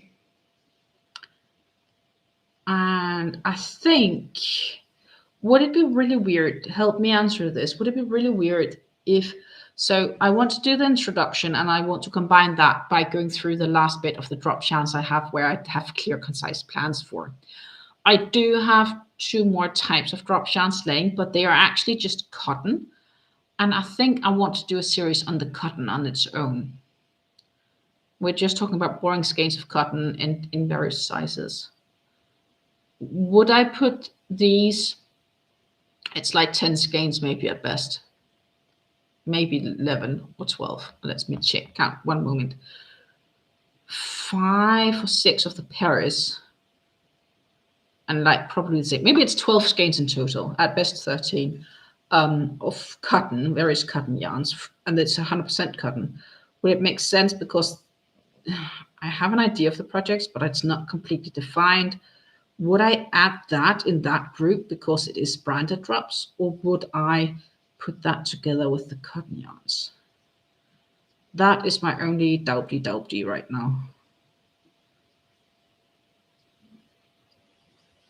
Lisa says that would be fine to put them in the drops part or to put them with the cotton part. Like,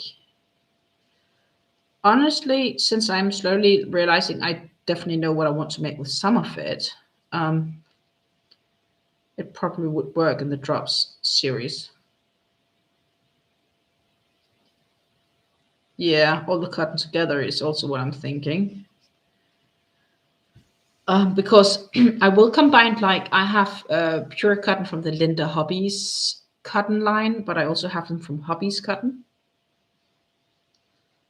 And I do have a crap ton of cotton, actually. I'm breathless by the thoughts of it. Some of it are also just scraps. And I am not sure to what extent to mention scraps, because some of these scraps is like, you know, I think that I'll eventually make a scrap basket from them, or whatever else. And some of them are considered used and so on. So that's obviously not to add to the stash. We're only talking full skeins to the extent possible here.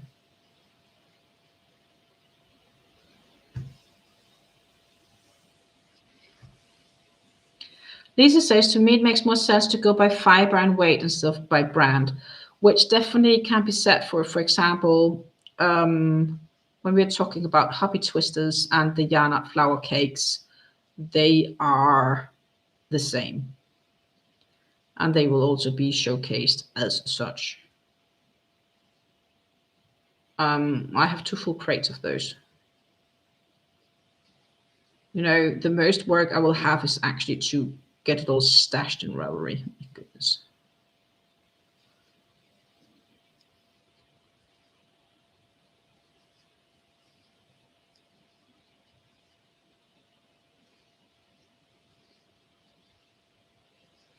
And I definitely have a goal. I think it's a nice goal to see if I can finish all of the projects that I listed in an advent calendar series. That would be cool.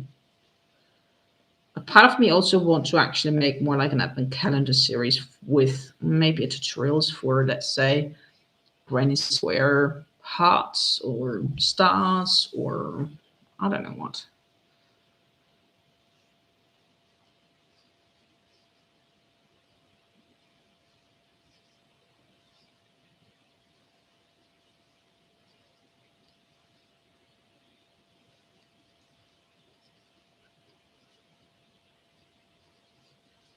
There's a few things I have design ideas in my mind that I'd also like to get around to starting on.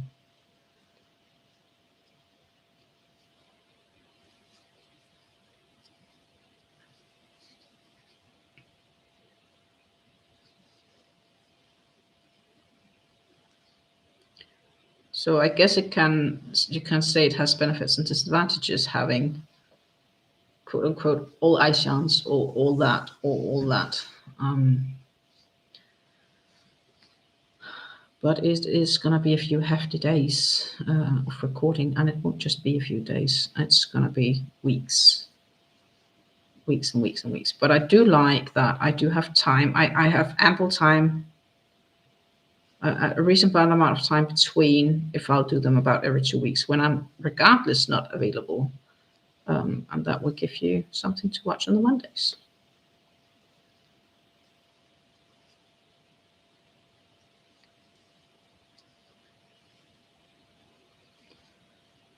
So that part of the idea I actually do like.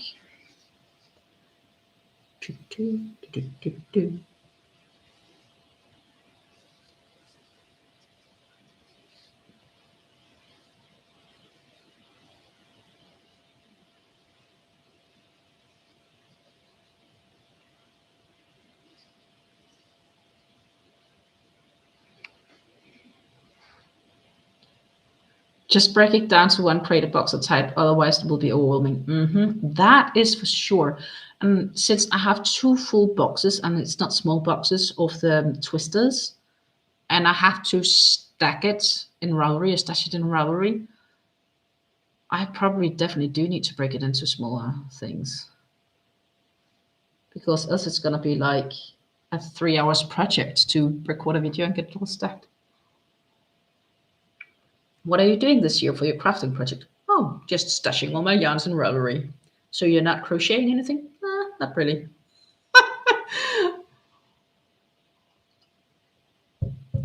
That's how it's going to feel like in the periods of recording, I think. Hopefully it's not as bad as it sounds.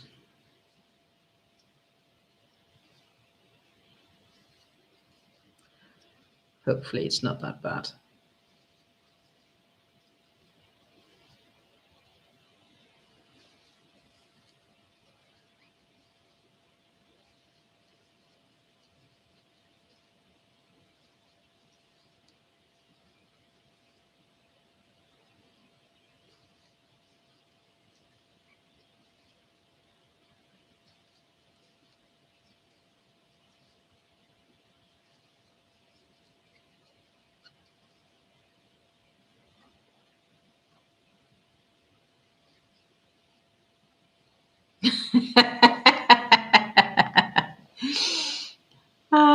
Reverend says, I'm happily living with my yarn. I'm not pressuring them to be something they do not wish to be.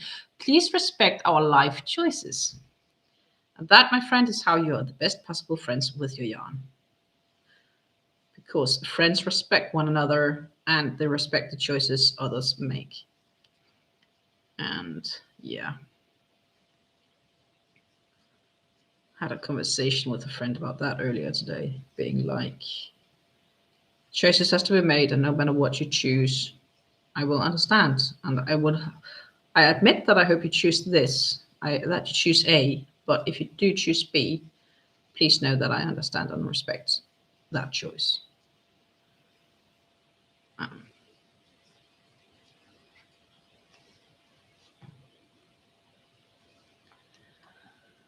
But Some of the yarns already told me what they want to be, so I just got to get it done. But I definitely don't have the time to get that all done for every of them.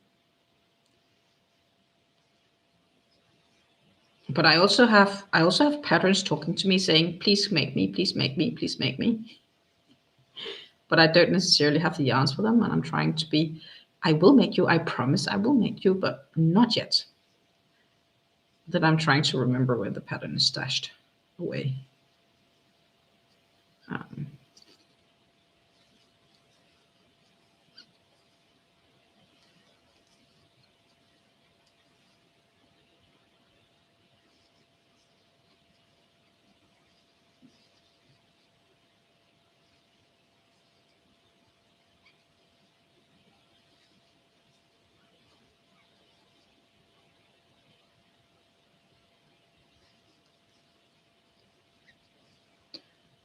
Do, do, do, do, do.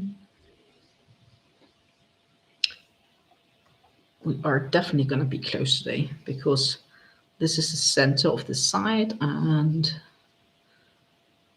I will maybe just about finish this one on time. But ends, I will have to weave in tonight. Sorry, ladies and gentlemen, but if we look away from the ends, I think I might be able to finish this project today before we end this. That would be kind of awesome, wouldn't it?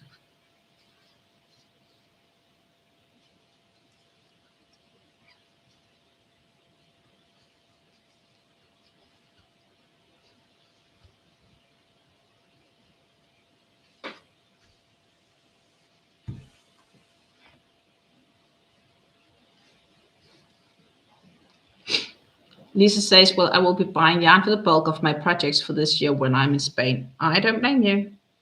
I really hope you find the store that I found from the Katia close to the Le Gratte de Familia. And if you do, would you do me the favor of seeing if you could snap a photo or two of the store and send them to me by email? I would love to see it. Like, it should be like a small store, but on the corner, a couple of 100 meters away from that big church. Like, come on. It would be kind of nice to actually see what to expect.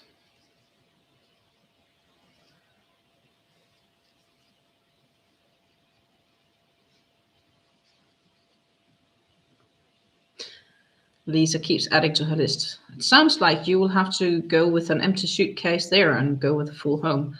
Or you bring your old clothes that you plan on recycling or throwing away regardless, and you leave it behind. And then you have room for your souvenirs. Read between the lines, yeah.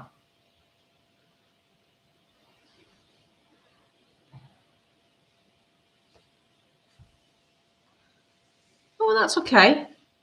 Lisa says, I won't be buying much yarn in Barcelona, but I'll see if I can find it. I only plan on getting a few skeins for socks there.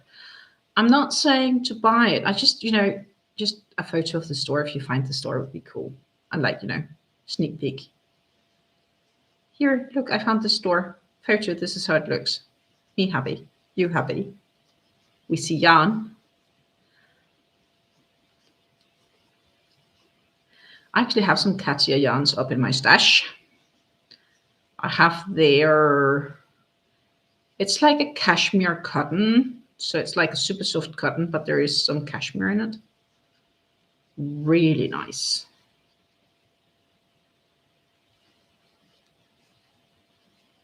A yarn that I would really like to work with also within somewhat reasonable time. I have a pattern that I had planned, but I do have a few yarns for that pattern. I may do different yarn first, not completely decided. And the question is if I can remember where I have the pattern. That's the next thing.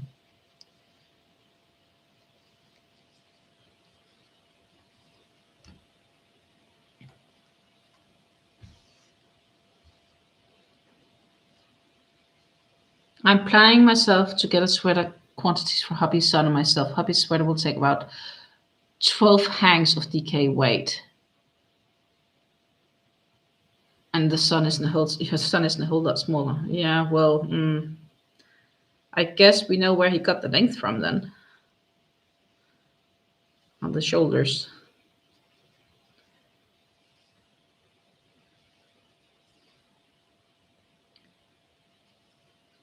I'm definitely my mom's daughter in the sense of everything visible. I'm very much inherited my mom's facial expressions and body type and all that stuff.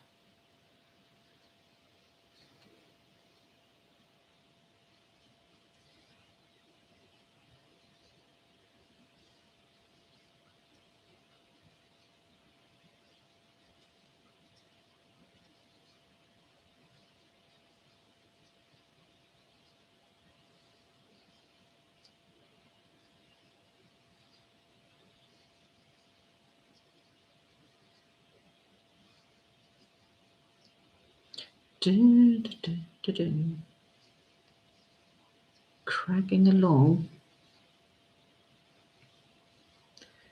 It is going to be a close call.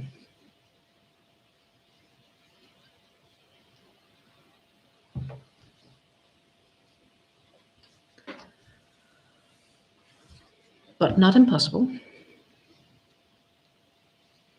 I also want to get sock yarns for Christmas socks this year for the kids, and I want to knit 2 Musselburgh hats for 2 of my boys and bring some yarn back for my daughter. Oh yeah, the Musselburgh hats is oh, what's she named again? Nitty Natty, Natalie. She likes to knit the Musselburgh hats. She really likes those. I've not gotten into those. I shall be completely honest. Maybe it's because of the chunky ripnet beanie-ish thing I currently have going on. I do have some more scrap yarns of these mill end thingies from Ice in somewhat thinner, different colors that I'm also planning on double stranding. And then we'll see how it ends.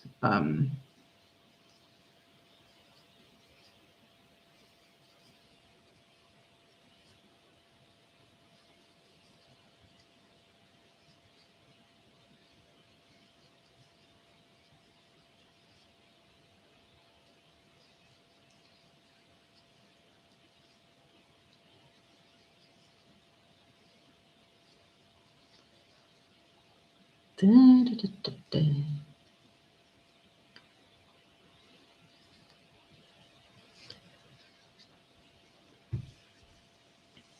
But it would be nice if I'd knit most of those before then, because if I have any like particular leftovers, I can turn those into rip knit beanies as well, right? With various scrappy ones.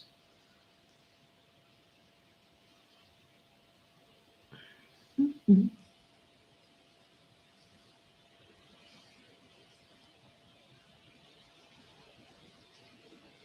2 of my boys work outside in winter, so I want them to have warm hats, which makes really good sense.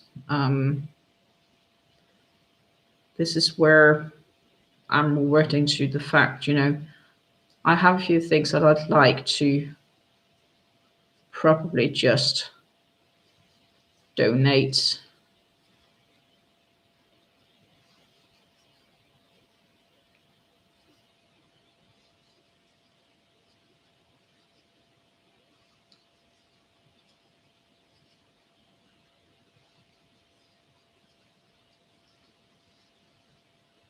To people in need. They probably, these cold days, need it more than ever.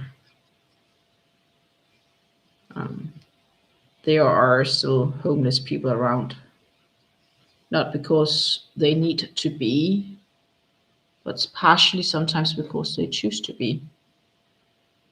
Due to other aspects in life, people that's troubled.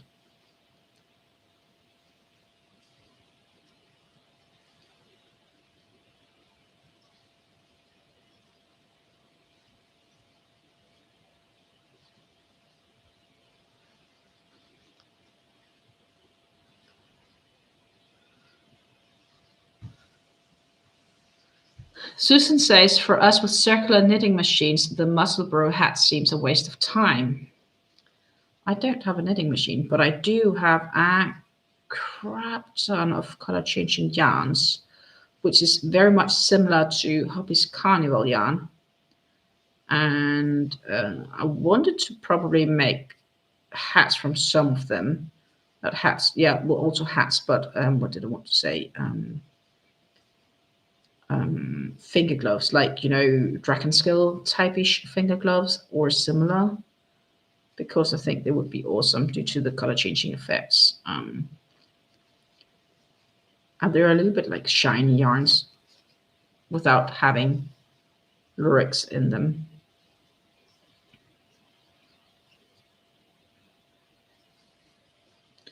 But they would probably also work fine as hats, though not the warmest because they are 100% acrylic. It is a roving style acrylic, just like the Carnival yarns, which are also gorgeous on their own. And I think they also work up splendidly in a knitting machine. I just don't have one. Would I want one? Maybe.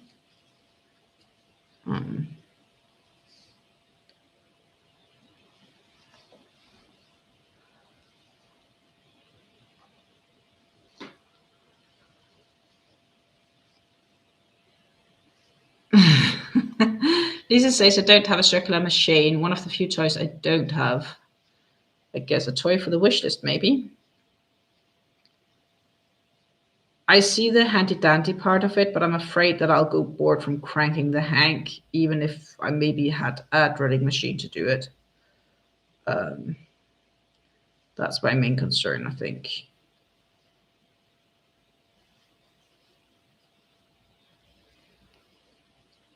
Susan says, if I were to spend a lot of time knitting a hat, I'd prefer cables or color work. I need to learn cables. That is one of the things I've set out to do. I also found another, like I have another scrap laying around, which I personally think is going to be the most amazing yarn for a shawl that I found. Shawl slash cowl. Not cowl, it's more like a shawl. And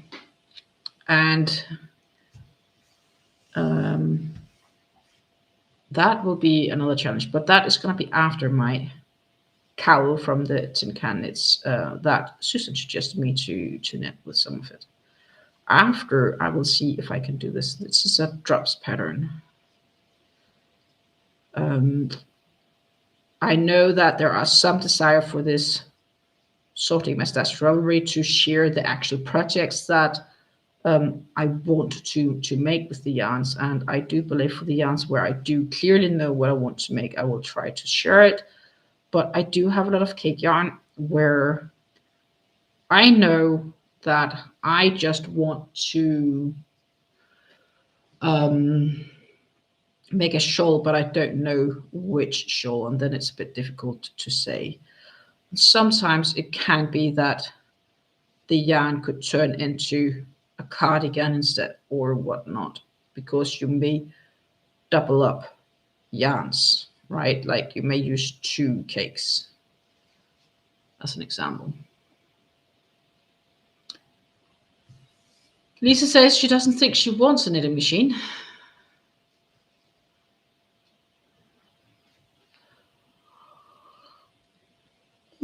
Susan is currently knitting an easy, quick cable scarf called Palindrome. Is it on Ravelry, Susan? I have never done a cable in my life. Eventually, I will have to learn them. I want to learn them, but it's not yet the time because there's so many other things I want to do.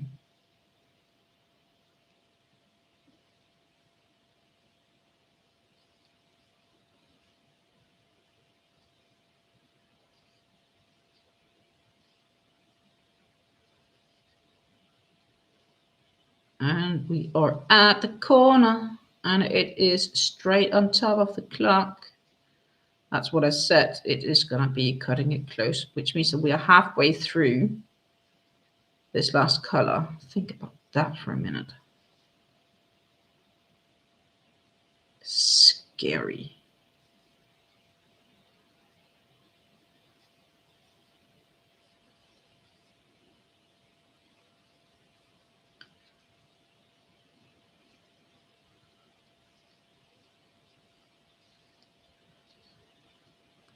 Lisa says, I have 2 flatbed knitting machines, but I haven't quite figured them out yet. Well, gotta start somewhere.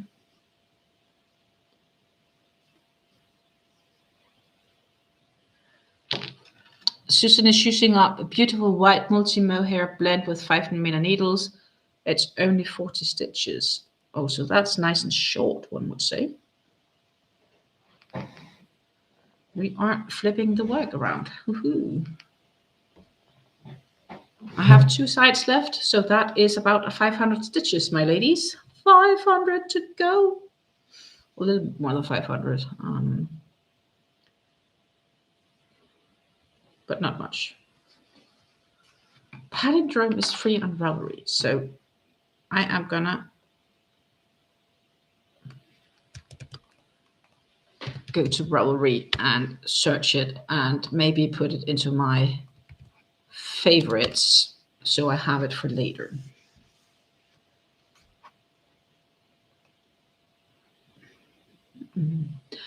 I found it. They also have a hat.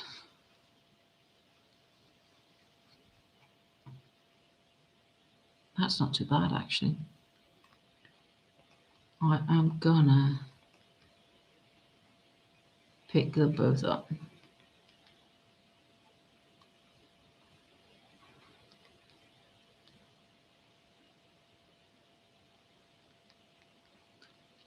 There is also a hat, so I'll save that in projects as well as the scarf. I will save in projects.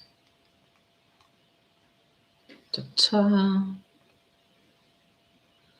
I think that cable could work absolutely awesome with the shine yarns. So like Hobbies Metallico yarns.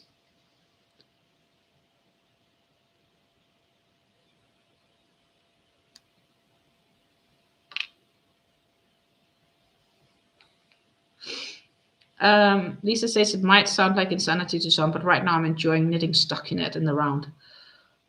I don't think it's necessarily bad. Right now I'm enjoying a bunch of double crochets, sort of in the round. With a few single crochets sprinkled in here and there. Bottom line is that I am not that far, like, I'm really getting closer here. And yeah, I won't get to even ends. I'm gonna be really happy if we can finish this before 5 p.m. Central European Time, which is in 56 minutes.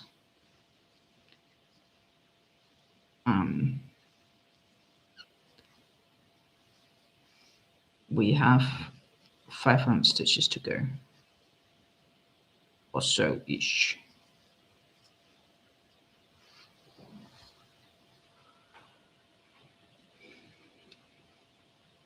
At some point today, Revenant is going to start a cat stitch blanket for the charity donation. Good plan. The calico colors.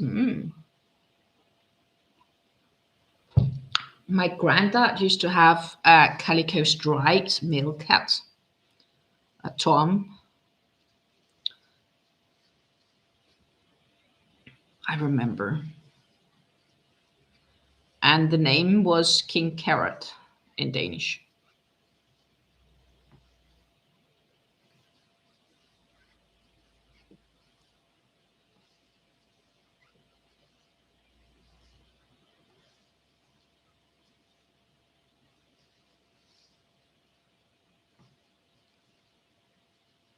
So I think that could turn out really nice. I definitely look forward to see that one.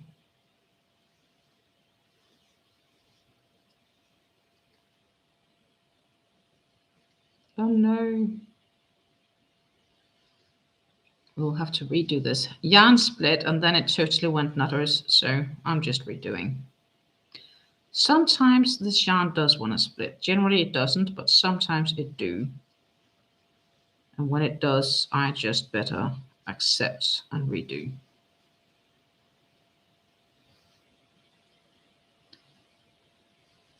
I don't think it's difficult either. So Roland says it doesn't seem like a difficult pattern, or it doesn't. It seems like it's not too difficult. I don't think it is. I think it's just about getting into the progress of things. Like in the beginning, I was rather challenged with this mosaic, but once I learned the counting and catching up on where what stitches went and so on, it's gotten easier and easier, and I've made lesser and less, fewer and fewer tendencies for mistakes. Of course, it does take longer than many other projects, but it's the last round. It's the last round, and we may just finish today.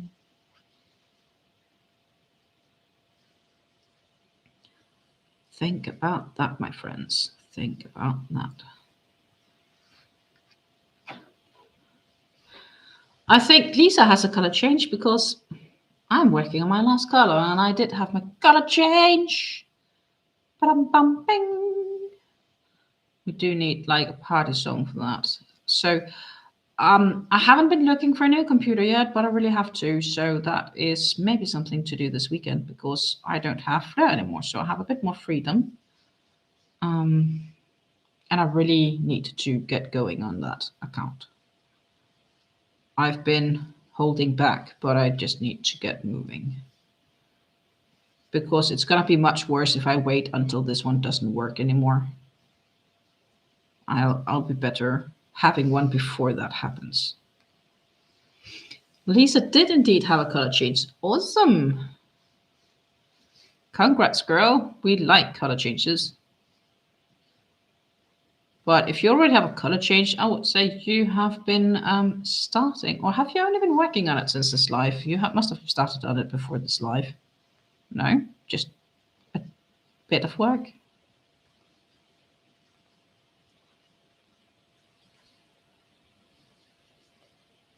I started yesterday. Good. Gotcha. That seems more logic.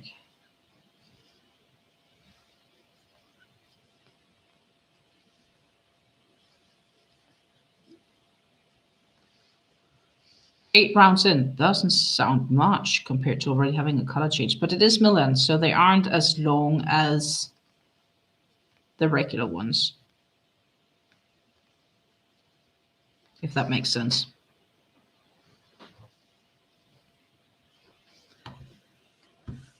La la la, we need yarn from the spindle here.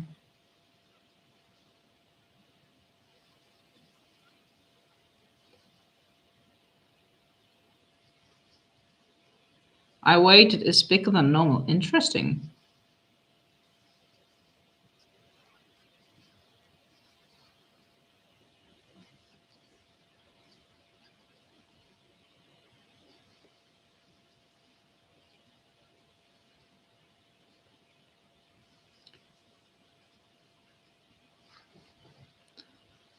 I also have yarns that I think could work great. That cardigan. But it just sounds like such a big project. I'm not sure if I'm really in the mood for it.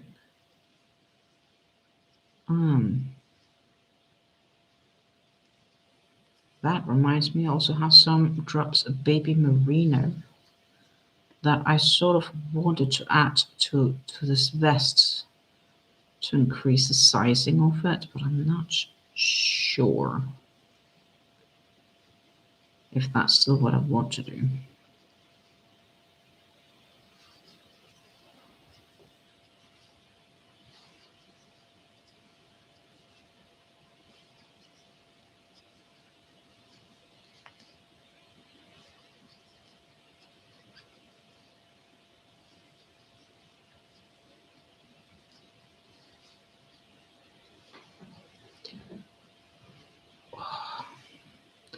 Can't feel my body's telling me that I will definitely need a break at some stage today.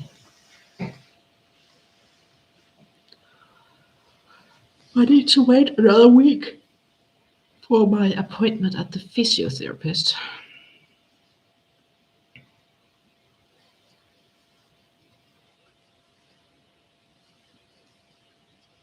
So that part sucks.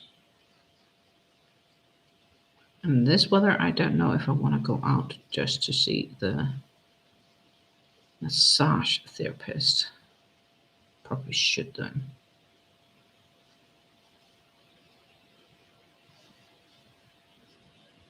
Well, my muscles are aching, just as if somebody drove across me with a highway truck.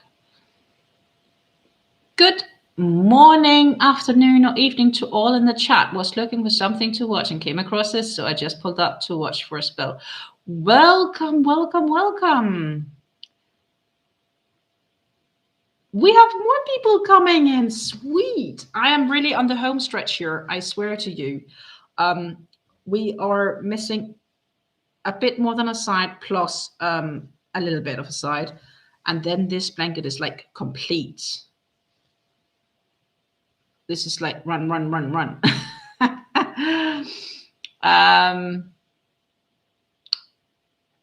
Steven Silva is happy to be here and she's more than welcome. Please feel free to take coffee or tea. It's over in the corner when you sit down. And, you know, biscuits in the box. We are happy to have you. And Lou is also here. Hello, Lou. It is absolutely wonderful to see you all here. It's so big that holding it up is a nightmare. So I'll make a quick show, not completely a full hold up because I have it partially on my lap as well. This is like the back side of the upper half, right? So this is the size we're talking about. And that's like the center colors here. And if I move out and do all this before I get back in, it takes too long. So I'm not really inclined to move with it just because it's so big. So I'd rather not. So I'd really rather not. I will promise to, like, if we finish it on this live, which is my goal, and to do that, I will need to crack on.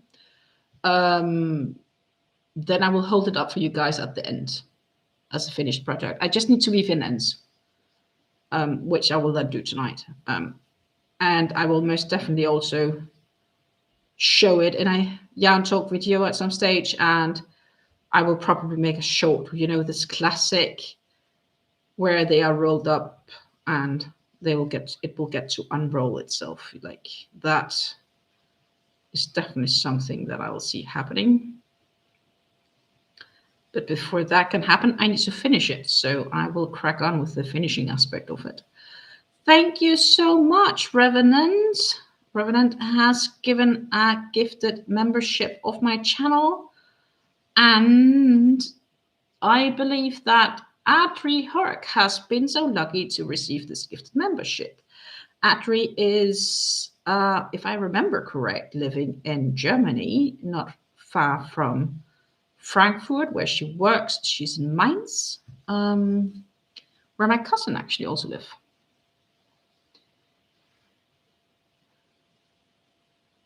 And Lou says hello to Lisa, or at Bowls, as we also know her as. And Silver says she's been subscribed for a while, just not had the chance to catch my lives. Well, I'm happy that you caught one now. I'm definitely happy you got the chance to catch one now. I am here for, well, a bit less than an hour. So that is why we have to crack on if we want to get this one finished. The good thing about this last row, as I said, it is little thinking because what I need to do is just opposite of what was done in the row before. So it is just cracking on, and most of it is double crochets. No thinking. What was that? I don't know if ice fell down somewhere.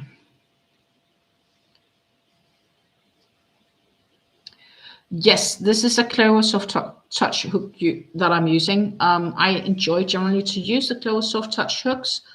I find it slides very nice and smoothly in the yarn. The yarn here I am using is the Stylecraft Special DK. So this yarn is what I'm using for the blanket. All these skeins I've caked up for easy purpose so that they fit on my yarn spindle, because that goes quicker, especially because cakes also seem to not fall apart like a skein if you do the center pull or an outside pull for that matter. A center pull to make it jump less when you work from it, or an outer pull to kind of keep it a bit more collected. It goes to a mess once you have gone halfway through the skein. But a cake, when you just pull from the outside, will still keep its firmness, and therefore I decided to cake up all of them after I did the first color. I'm like, oh no, this is not going to work long term, and I caked up the yarns, and I'm so happy I did.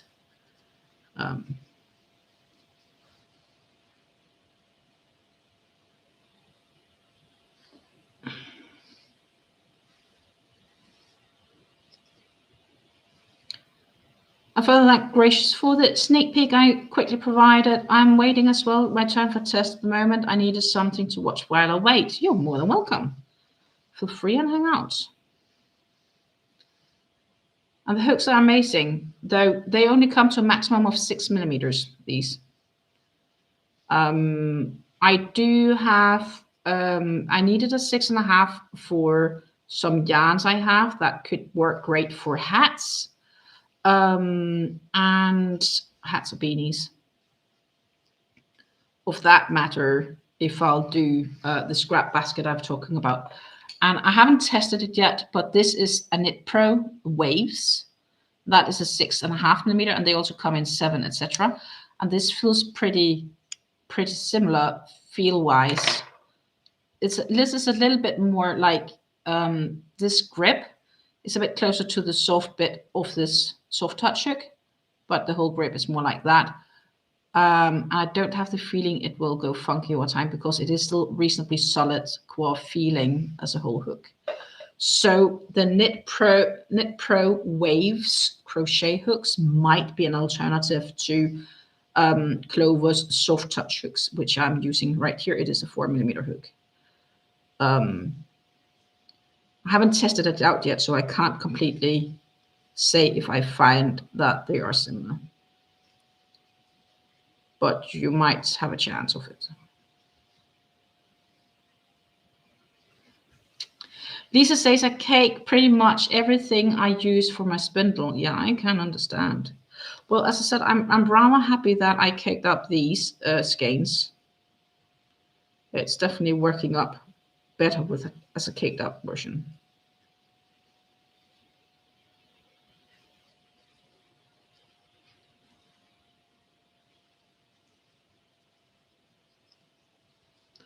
I have other hooks in the 7 millimeters. I just have my favorite. I just like to have favorites in all sizes. I understand, though. Clover Soft Touch stops at 6 millimeters. 6 millimeters are their biggest hooks. It sucks, but it's reality. If you find them at any stage on a place like Amazon in a bigger size, let me know. But I don't think so.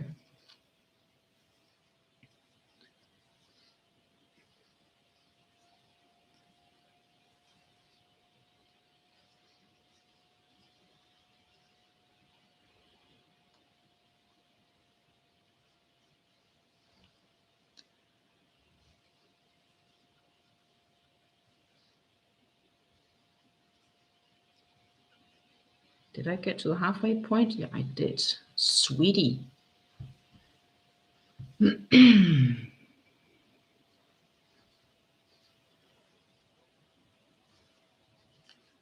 no. That's all.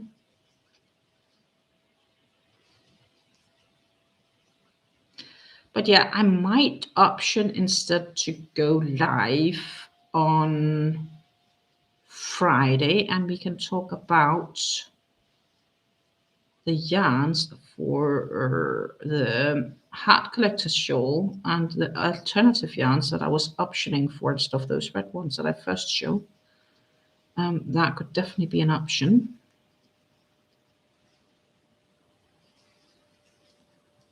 Then I'll make a collected yarn talk video for next week Friday.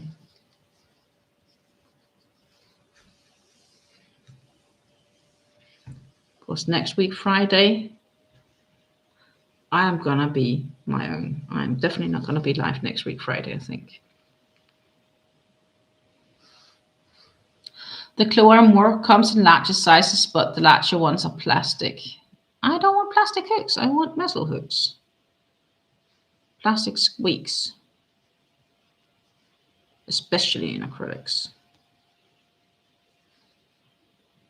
Like, haven't come across non-squeaky plastic yet.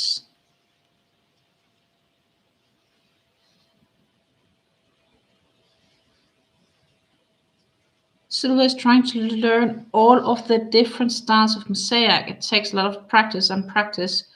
I get frustrated trying to start out with a max of 3 colors at the moment. Yeah, so for this particular project, I've only had 2 colors attached to them in any given time. I do carrying them with them up throughout the rows, which I can easily show. Once I'm done with this side, I can show how that starting row is looking, where you can see how I carry the yarn up. But it's worked in such a way that because it's worked in a round, and you work a full color all the way around, and then you take the next color and work it all the way around. It makes it a bit easier compared to, for example, those worked sideways where you have maybe multiple colors in them. And I do genuinely appreciate what I've learned working on this.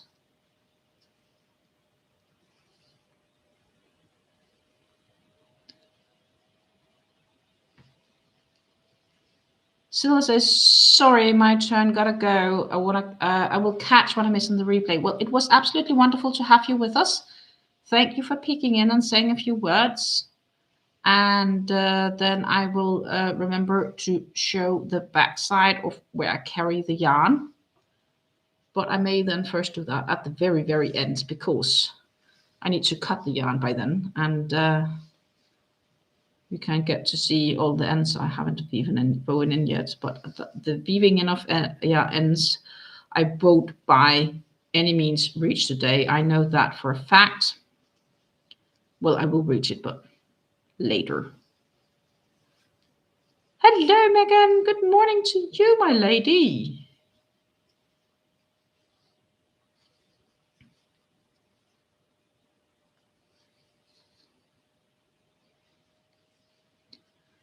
I am literally on the home stretch. I am working on the second last side. So good guesstimate is that I have probably like maybe, let me see, what would be a good estimate? 300 stitches left, maybe?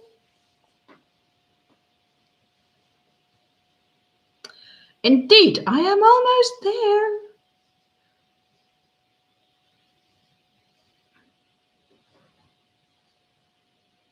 I'm cracking on.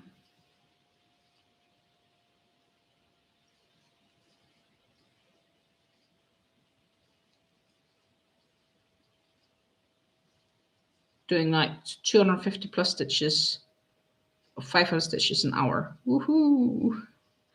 This is easier also. I'm not getting too distracted. Plus, I don't need to count on this last row because I just need to mirror the row before. So where there are single crochets in the row before, I need to do double crochets, and where there are double crochets, I need to do single crochets.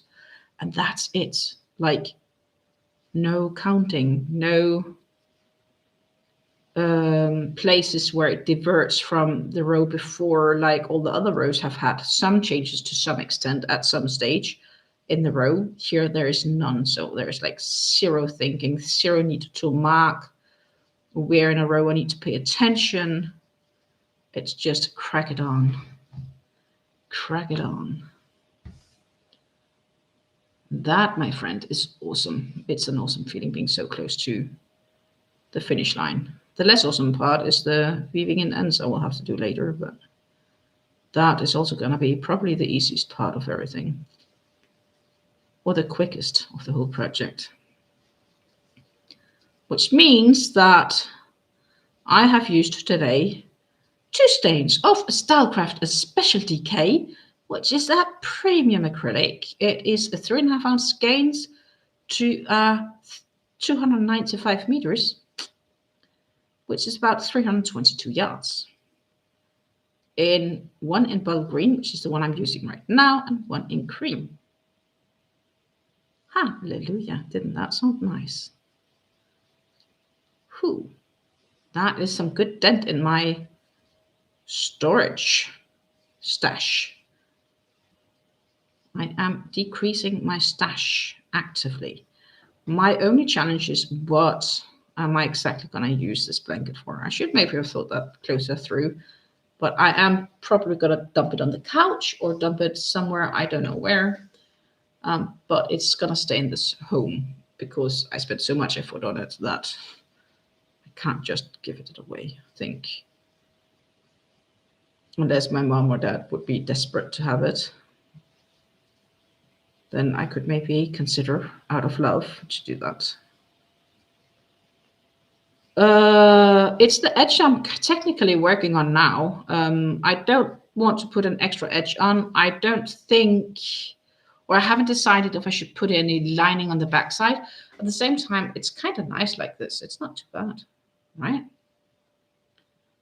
Of course, where I carried the yarn, you will have this line of carrying going up.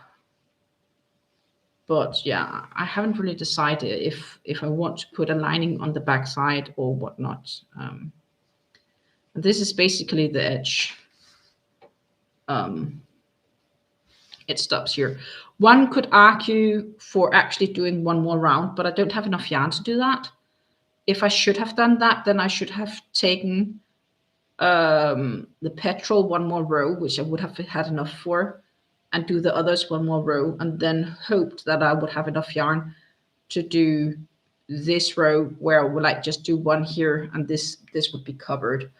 That is something I could have done, but it's not listed as a part of the pattern, and therefore I just decided to follow the pattern instead of attempting to do that.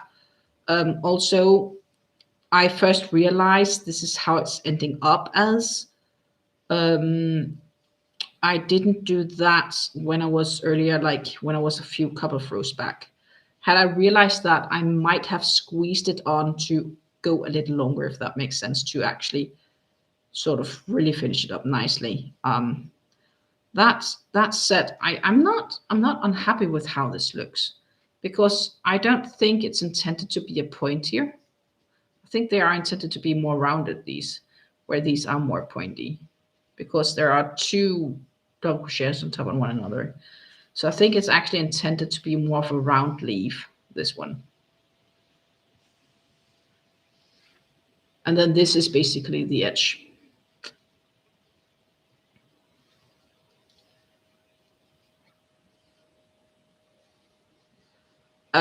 Could this type of work motivate me to attempt designing Mosaic? I don't know, maybe. I think it could be fun. But I also think it would definitely not be easy.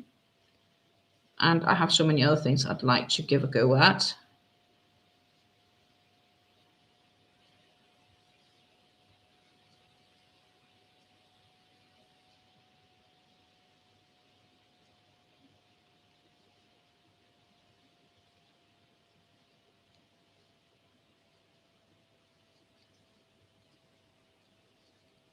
And yeah.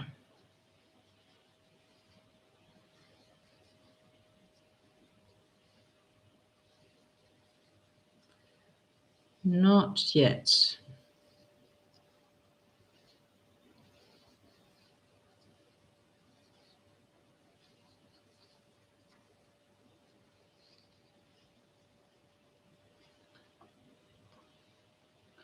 we are getting very close to turning this work for the last side,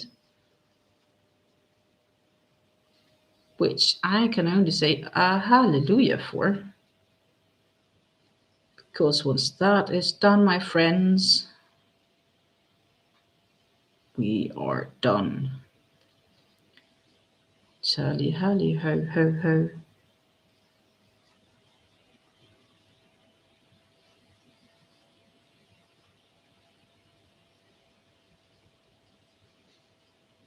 And we have started on the last side. And I'm just gonna do those single crochets across here. It's 9 single crochets, insert a stitch marker, and we'll flip the work around for that last bit.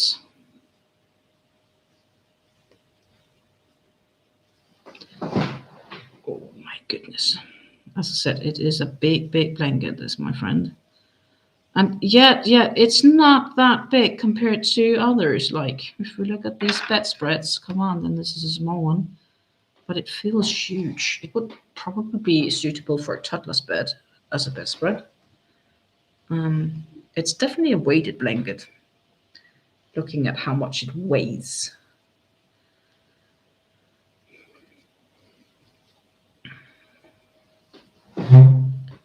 And look here, of all the ends. So this, my friends, is the last side.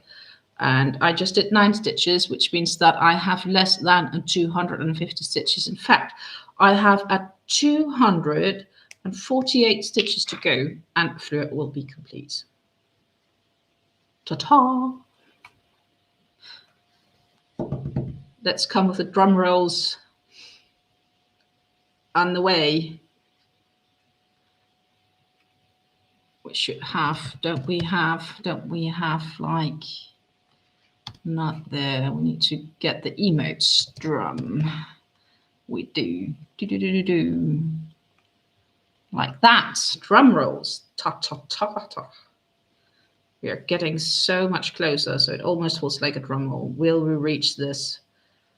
And yes, we will definitely reach this. If I keep up the pace that I have been doing for the past 3 of these sides, I would definitely say that we will reach this.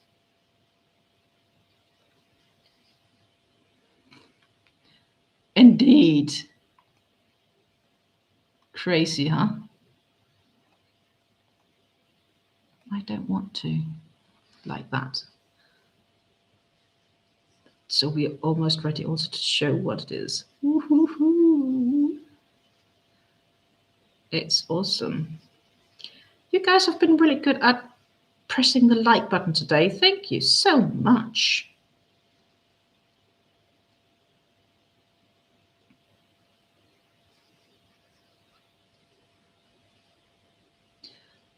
Maybe we can even share to get out to more people. Yay, more drum rolls! Yippity-pitty-pitty! It is definitely getting closer and closer and closer to the finish line here. I am running for it.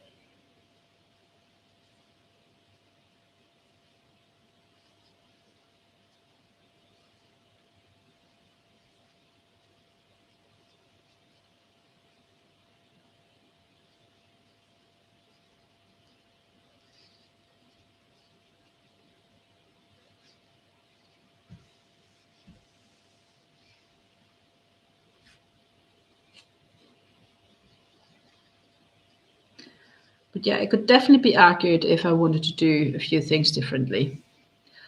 Lisa's asking if I'm going to do a live on Friday. I'm actually thinking I will do a live on Friday instead, unless anything crazy changes or happens, because that is always possible. And then on that live, we will look into the solid twisters as an alternative for the hat collector shawl. And I don't know what I'll be working on, but I'll work on something. I have a project or 2 I need to cast on. Maybe I have sewn those pieces together so we can work on the bag. So I don't really know what to work on, but we are definitely going to talk yarn.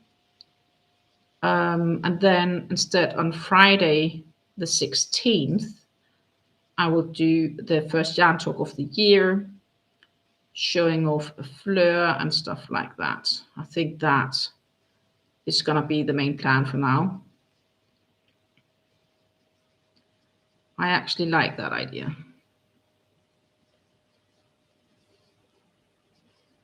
Hello, Reka. Nice to see you and Happy New Year's to you, my lady. I hope that you got well into the new year as well as your family. Lisa says, yay, because that will be the last I'll be able to join for a couple of weeks. Yeah, because you're going to warm Mexico. Instead, I'm here in snowy Netherlands. Well, it stopped snowing, which I'm kind of happy about.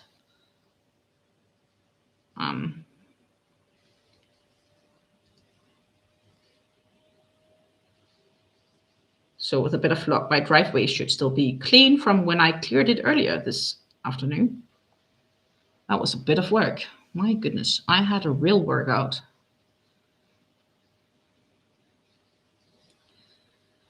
So Reke, for you have maybe missed it, I can tell you that we are working on the last side of the last row of Fleur, and Fleur will be finito. From there, all the drum rolls. We are getting closer and closer to being finished. Oh, and we have more likes. Keep liking. Your likes is what gets me out there, what gets us more YouTube Yanni friends. And you know what? We'd like more Yanni friends, because maybe we can all inspire everyone to do something nice.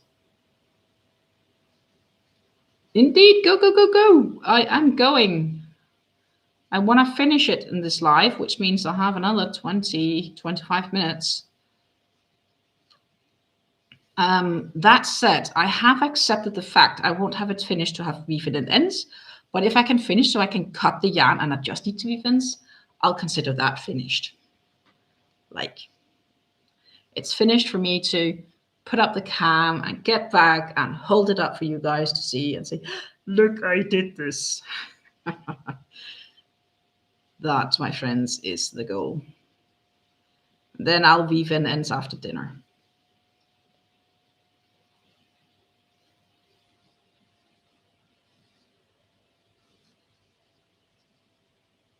That is my current thinking.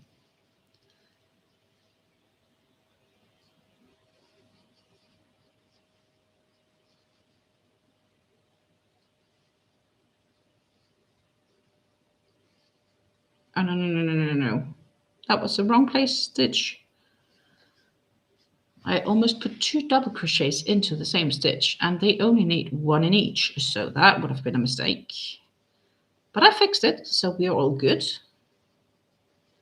And as I said, this row is really easy. It's just cracking on, doing straight opposite of the previous row. So no thinking, no counting, just cracking on.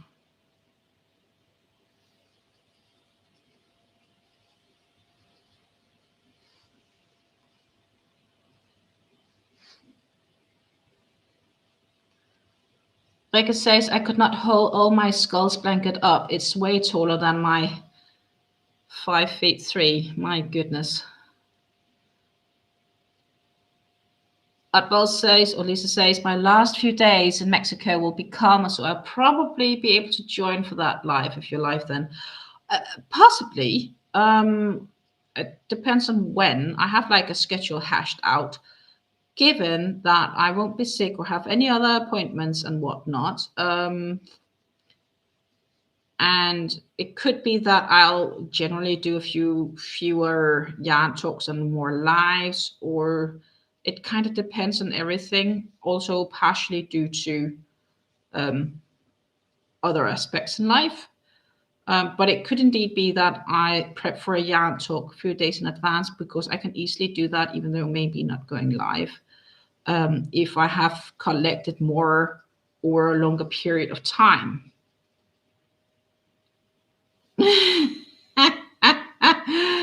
Susan suggests Reke to stand on a chair. That's possible.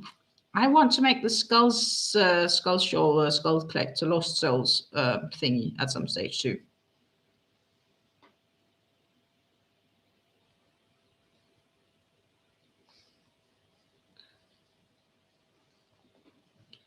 Revenant says, yeah, the bread spread I shared earlier is big enough. I can't hold it all up. While Lisa says 26th to 29th are the calm days. Let me go have a check on that. I don't know your time zone in Mexico.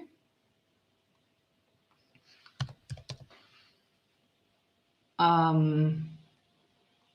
let me just find the one where I had it all listed in. Scheduling. What did I have planned? Ideally, I should be live on Wednesday 26th and Monday 26th and Wednesday 28th, if everything goes well.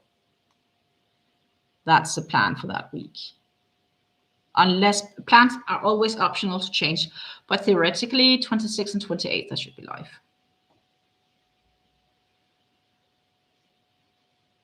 Same time zone. Okay, cool. Reke says it's over 2 meters tall and I'm about 150 wide, which is a fair amount. Not sure if the chair will help for that. And I definitely know that Revenance is too big for, I'm not sure if a chair might be able to help. Well, that's a challenge when the blankets go too big, right? You need help controlling it, making it, sewing it together. We had one earlier, Susan. Revenant may need to share the link again, but he did actually share a link earlier. It is earlier in this live, and I also shared my screen to show it. Right now, I will like to wait doing so because I'd like to finish this one. And if I keep distracted too much by doing so, I won't finish this live because I don't have so much time. But it is earlier. If you scroll back in the chat, you might be able to find it. Or maybe Revenant's keen to share it again so you can just quickly see it.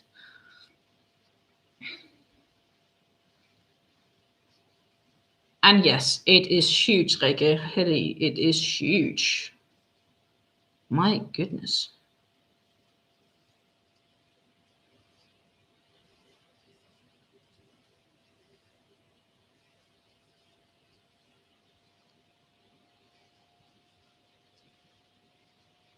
And no matter what, I cannot consider even selling this because the amount of hours I've put into this, nobody can pay for that. Like, no. Too many stitches. Too much hassle. For those curious, we did also calculate how many stitches is in this blanket, and we came out to the surprising amount of 66,564 stitches, not including any potential slip stitches or chain stitches for corners slash connecting to go to the next row. Given there are 129 rows, then there is 4 multiplied by 129 chain stitches for sure as well. Welcome back, Silva. Welcome back.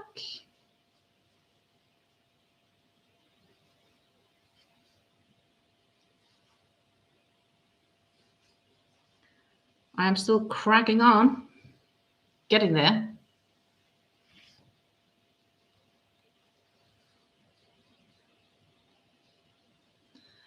Well, that's the thing with these blankets. It is a crap ton of stitches, isn't it? And I am not doing a blanket for quite some time. I am, though, going to do my next big project, and I will probably within the next month start on that. Yes, that is the one that Megan has been looking out for, which is the hot collectors shawl. That is going to be one big of a project. But I found in my stash that I had alternative yarns to the red, which we are going to discuss. And I think we are going to discuss those on Friday to the extent of do we think these yarns will be a better option than the current yarns that I had been thinking about, or what do I feel? Because the thing is, I'm not fully convinced with those yarns that I found, like with those solid colors. I'm definitely convinced with the rub cream twisters. Like, yes, it's the right yarn for this shawl, most definitely.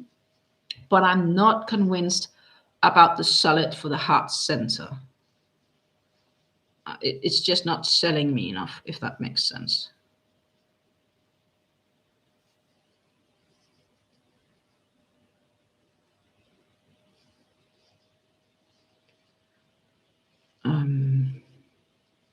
Like the colors are just a bit too off. I think the wine and Bordeaux is a bit too dark, too off red, and the red is too bright red.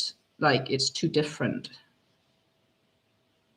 Yet contrast is nice, but the question is if a white, off white, or a cream could be a better solution, or maybe even like a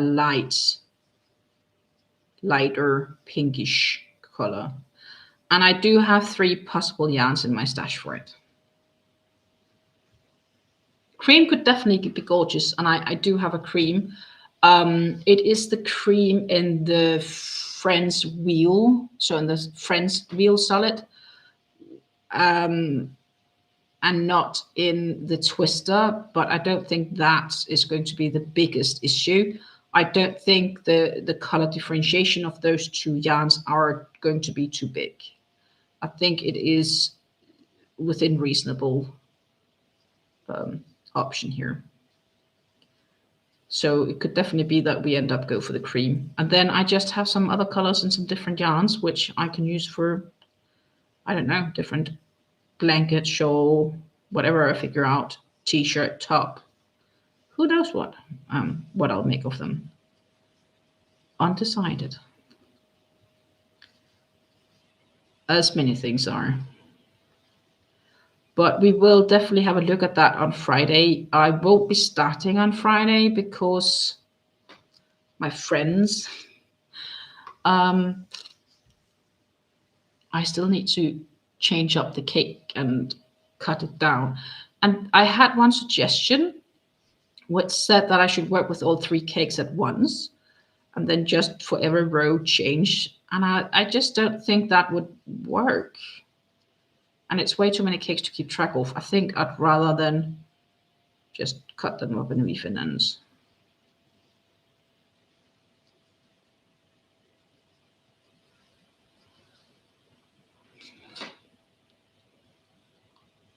Oh, that sucks, Rikke. Rikke says I'll have to catch the replay. My internet is stalling too often here. I am sorry. We'll see you later, darling.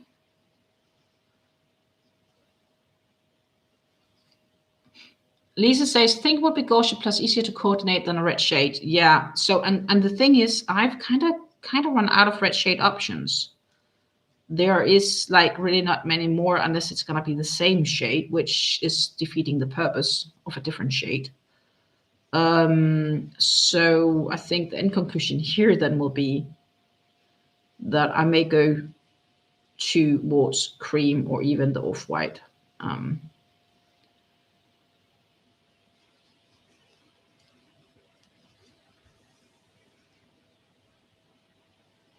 Mine is simple. I just added 4 plus a sum from the row of the last 16 times multiplied by 3. Yeah. This was a little bit more math, but I had Excel to help me. Thank God. Excel was helpful.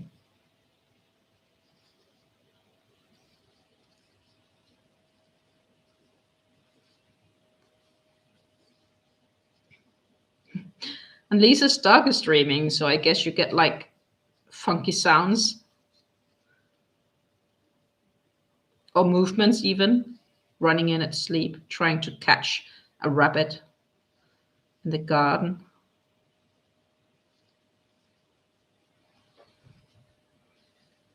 My friends, 10 minutes. We have this to go, which is not unreasonable. It's not unreasonable, but it is going to be close call, which is why I said weaving in ends is not happening today. Well, not on this live. And I'm sure you guys don't mind me weaving in ends on my own. I don't need to stream weaving in ends. We all know how to weave in ends. Probably also all know how to do double and single crochets after this.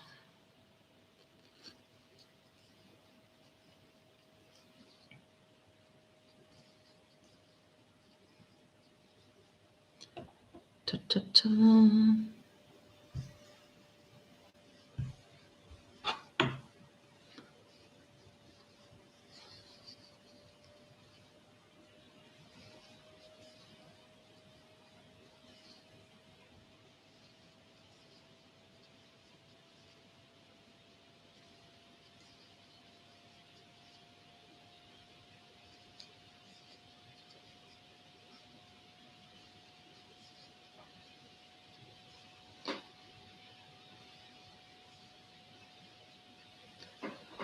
Drumroll, we are getting closer. I just finished a row of 10 on my cardi. It had chains, slip stitches, double crochet, triple crochet together, and DC clusters. Whoa, my goodness, that's a fair amount.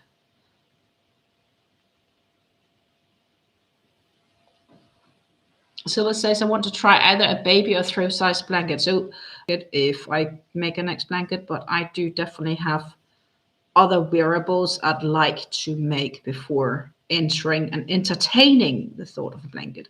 I have had more than blanket for the next 2 years, I think. I don't know. I don't know when I'll make a blanket again. It's right now. I definitely have had enough. So I need I need a break from my blanket making for a bit. That's for sure. And I'd say that's probably also pretty fair given how this is currently working up.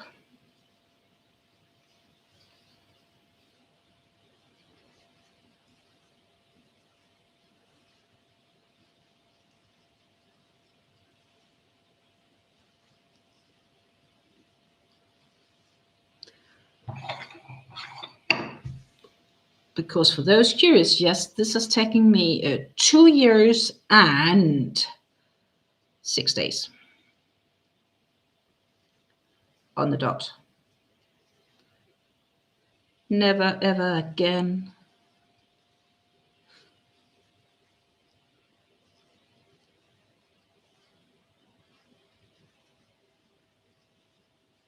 Or in any case, not anytime soon. I don't think I have a need to make this particular blanket again. Or if I do, maybe I'll do a few things different. But right now I don't sit with this need of, oh, let me go and crochet this blanket once again.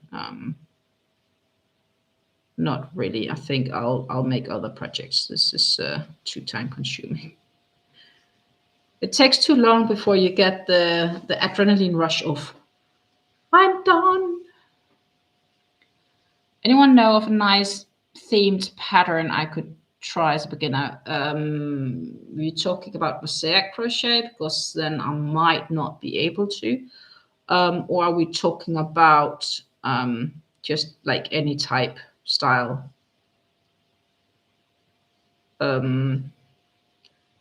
If you have like a solid color that you just like working around, the shell type blankets are really, really nice, I think. And that is a 2-row repeat. So that is super simple and easy. I've made one once, but that's also like 2 years ago. It was before I started this one. 3 years ago, 2.5 years ago, I think I made it. Gifted it away to good purpose. So that could be an option. I do believe you might be able to find it if you Google or put into YouTube search something along the lines of shell shaped baby blanket or something like that. If it has to be mosaic, I don't know, to be honest, for baby projects. I'm not while this is Mosaic Crochet, I am not personally too deep into that. Or what you could consider is to become a member of the Mosaic, like from Anke Wintermans is the designer of this. She has a Facebook group, and if you have questions or requests for helps regarding her patterns, she will be more than happy to help, as well as people in the group. I do though believe most of her patterns are paid patterns, and she really made some gorgeous ones. Like also there are patterns with dogs and horses and stuff like that, like animals, which is kind of cool too. They work more like side to side and stuff in the round. This mosaic is worked in the round. Must-stitch blankets are beautiful, but they take a while. There is also that. No, I need to frog 5 stitches. I was supposed to do a single crochet there, and I did a double crochet, which, to my defense, worked out nicely.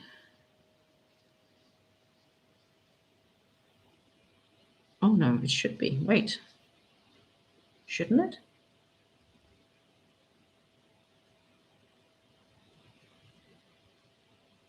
Ships.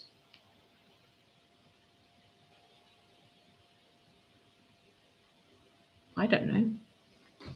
I'm trying to find the place to compare with. Where are we?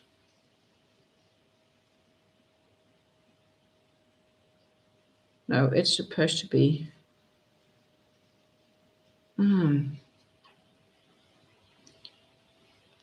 No way.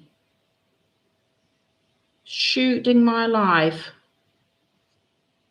Guess what? That, my friends, is supposed to be a double crochet.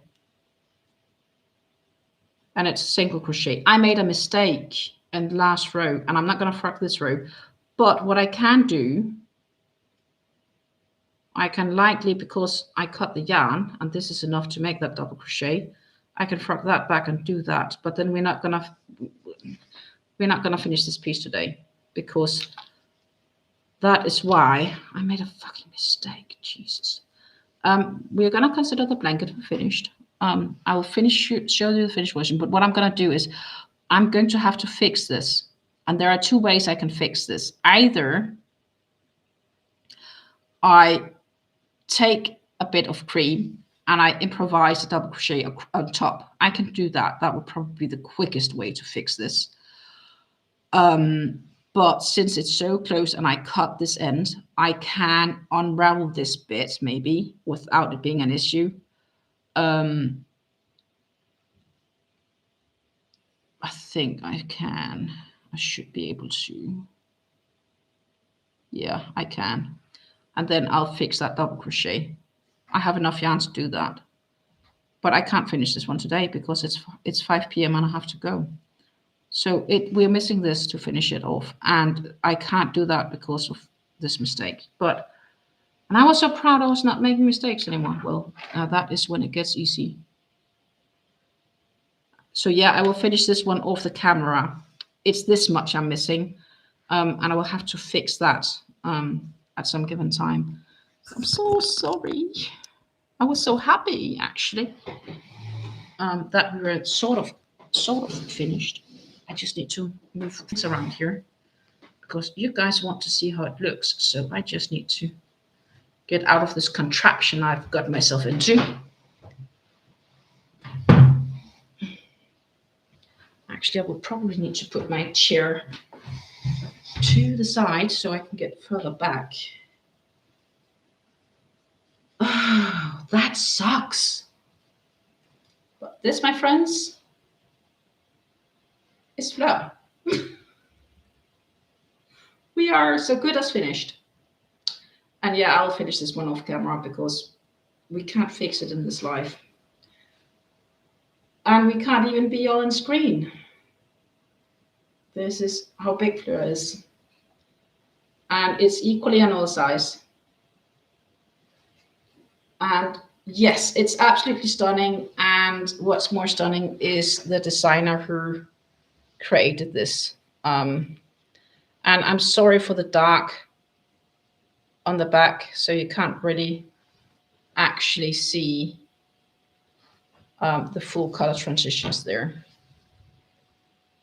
But that's Fleur for you. Thank you so much to Anke Wintermans who made this gorgeous design. I'm absolutely flabbergasted for this amazing design. And yeah, I'll have to finish that off camera, because obviously I need to fix a little mistake, but it's not a big fix. It's just a small fix, and it won't take too much time. That's going to be after dinner. I'm going to fix that, because now we're not going to make that.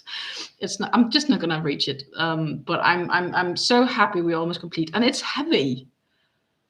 But no wonder. I have like 15 skeins in it, so it's like 3 or 4 pounds heavy. It's like along those lines, right? It's 1.5 kilos, approximately. So yeah. Thank you so much, Lisa, Silva, Megan, Lynn. Thank you, Lynn. Oh my goodness, I can't believe we're kind of done. Wow, almost done. Need to weave in ends. I need to fix that. And that bit I need to fix is like 30 some odd stitches. I need to go back and just do that double crochet and do single crochets, and that's it. It's an easy fix. So it's 1 double crochet I need to work in. So luckily I did cut the end long enough, and I didn't weave in the end already by then, which makes me really happy. So the fix is a reasonable fix to make. It's not too difficult. I definitely think that is doable. I think the decision is that I'm going to be live on Friday. Revenant says, and remember, micro fringe acca ends are the in thing now. Oh, the ends are having to be woven ends on the back end. I think fringe are okay if it's on the side and it keeps constant, but it's not the case here. It's yeah. Oh, I had promised actually to show that part on the back side. Give me a moment to find that corner. Oh. So as you can see here, so the yarn is following and I'm carrying it up, and that is what you get on the back side for where I've been carrying the yarn. So I carry the colors, but I don't bring all the colors with me because I only use 2 colors at a time, and I keep carrying it so I don't have to weave in as many ends, basically, which is a slightly inconvenient. When as bigger as it gets, the more ends you have to keep track of, because the yarn tend to tangle into the blanket itself and so on due to the size. So I'm really happy that we are as good as done. And as I said, I need to undo this end, which is on the top. It should be seemingly be easy to do, because I can see it here. It's limited how much it has been. Of course, there's a slight downside that it was semi-partially dark in there, but we'll be fine. I'll fix it, and I'll go back and do that double crochet, because there's supposed to be a double crochet right there, and that is why it suddenly didn't add up and match up anymore. I'm simply missing a double crochet, sad but true, because as you see here, I have 2 double crochets. I have 1 there and I have 1 there. And here, my friends, I have double crochet and no double crochet on top. It's a single crochet. That should have been a double. That stitch should have been down here. I have 2 options to fix this. I will take a yarn and just whip over a double crochet here. Ta-ta, done. Like from the back in, and put it in and sort of work it over. I can do that, sort of wing it, or I'll unravel this, which probably is a little bit more work, but I should be able to squeeze out a double crochet stitch from this, plus weave in ends. And if I cannot, I will have to just add a bit of extra yarn. That's it. That's pretty much the plans for now. It's still not snowing here, which is awesome, but they do warn about snowing and shitty weather. So I am going to say thank you so much for watching. I really need to get going. I'm showing you guys this finished version again on Friday. I will be live Friday. On Friday, we will discuss Fleur, and we will discuss heart collectors and the other colors of options. And we'll have a yarn talk video next week, Friday instead. Thank you so much for watching. Thank you so much for your likes. Thank you so much for just spending time with me. I love you all. Take care and happy crafting. Until I see you next time. Bye.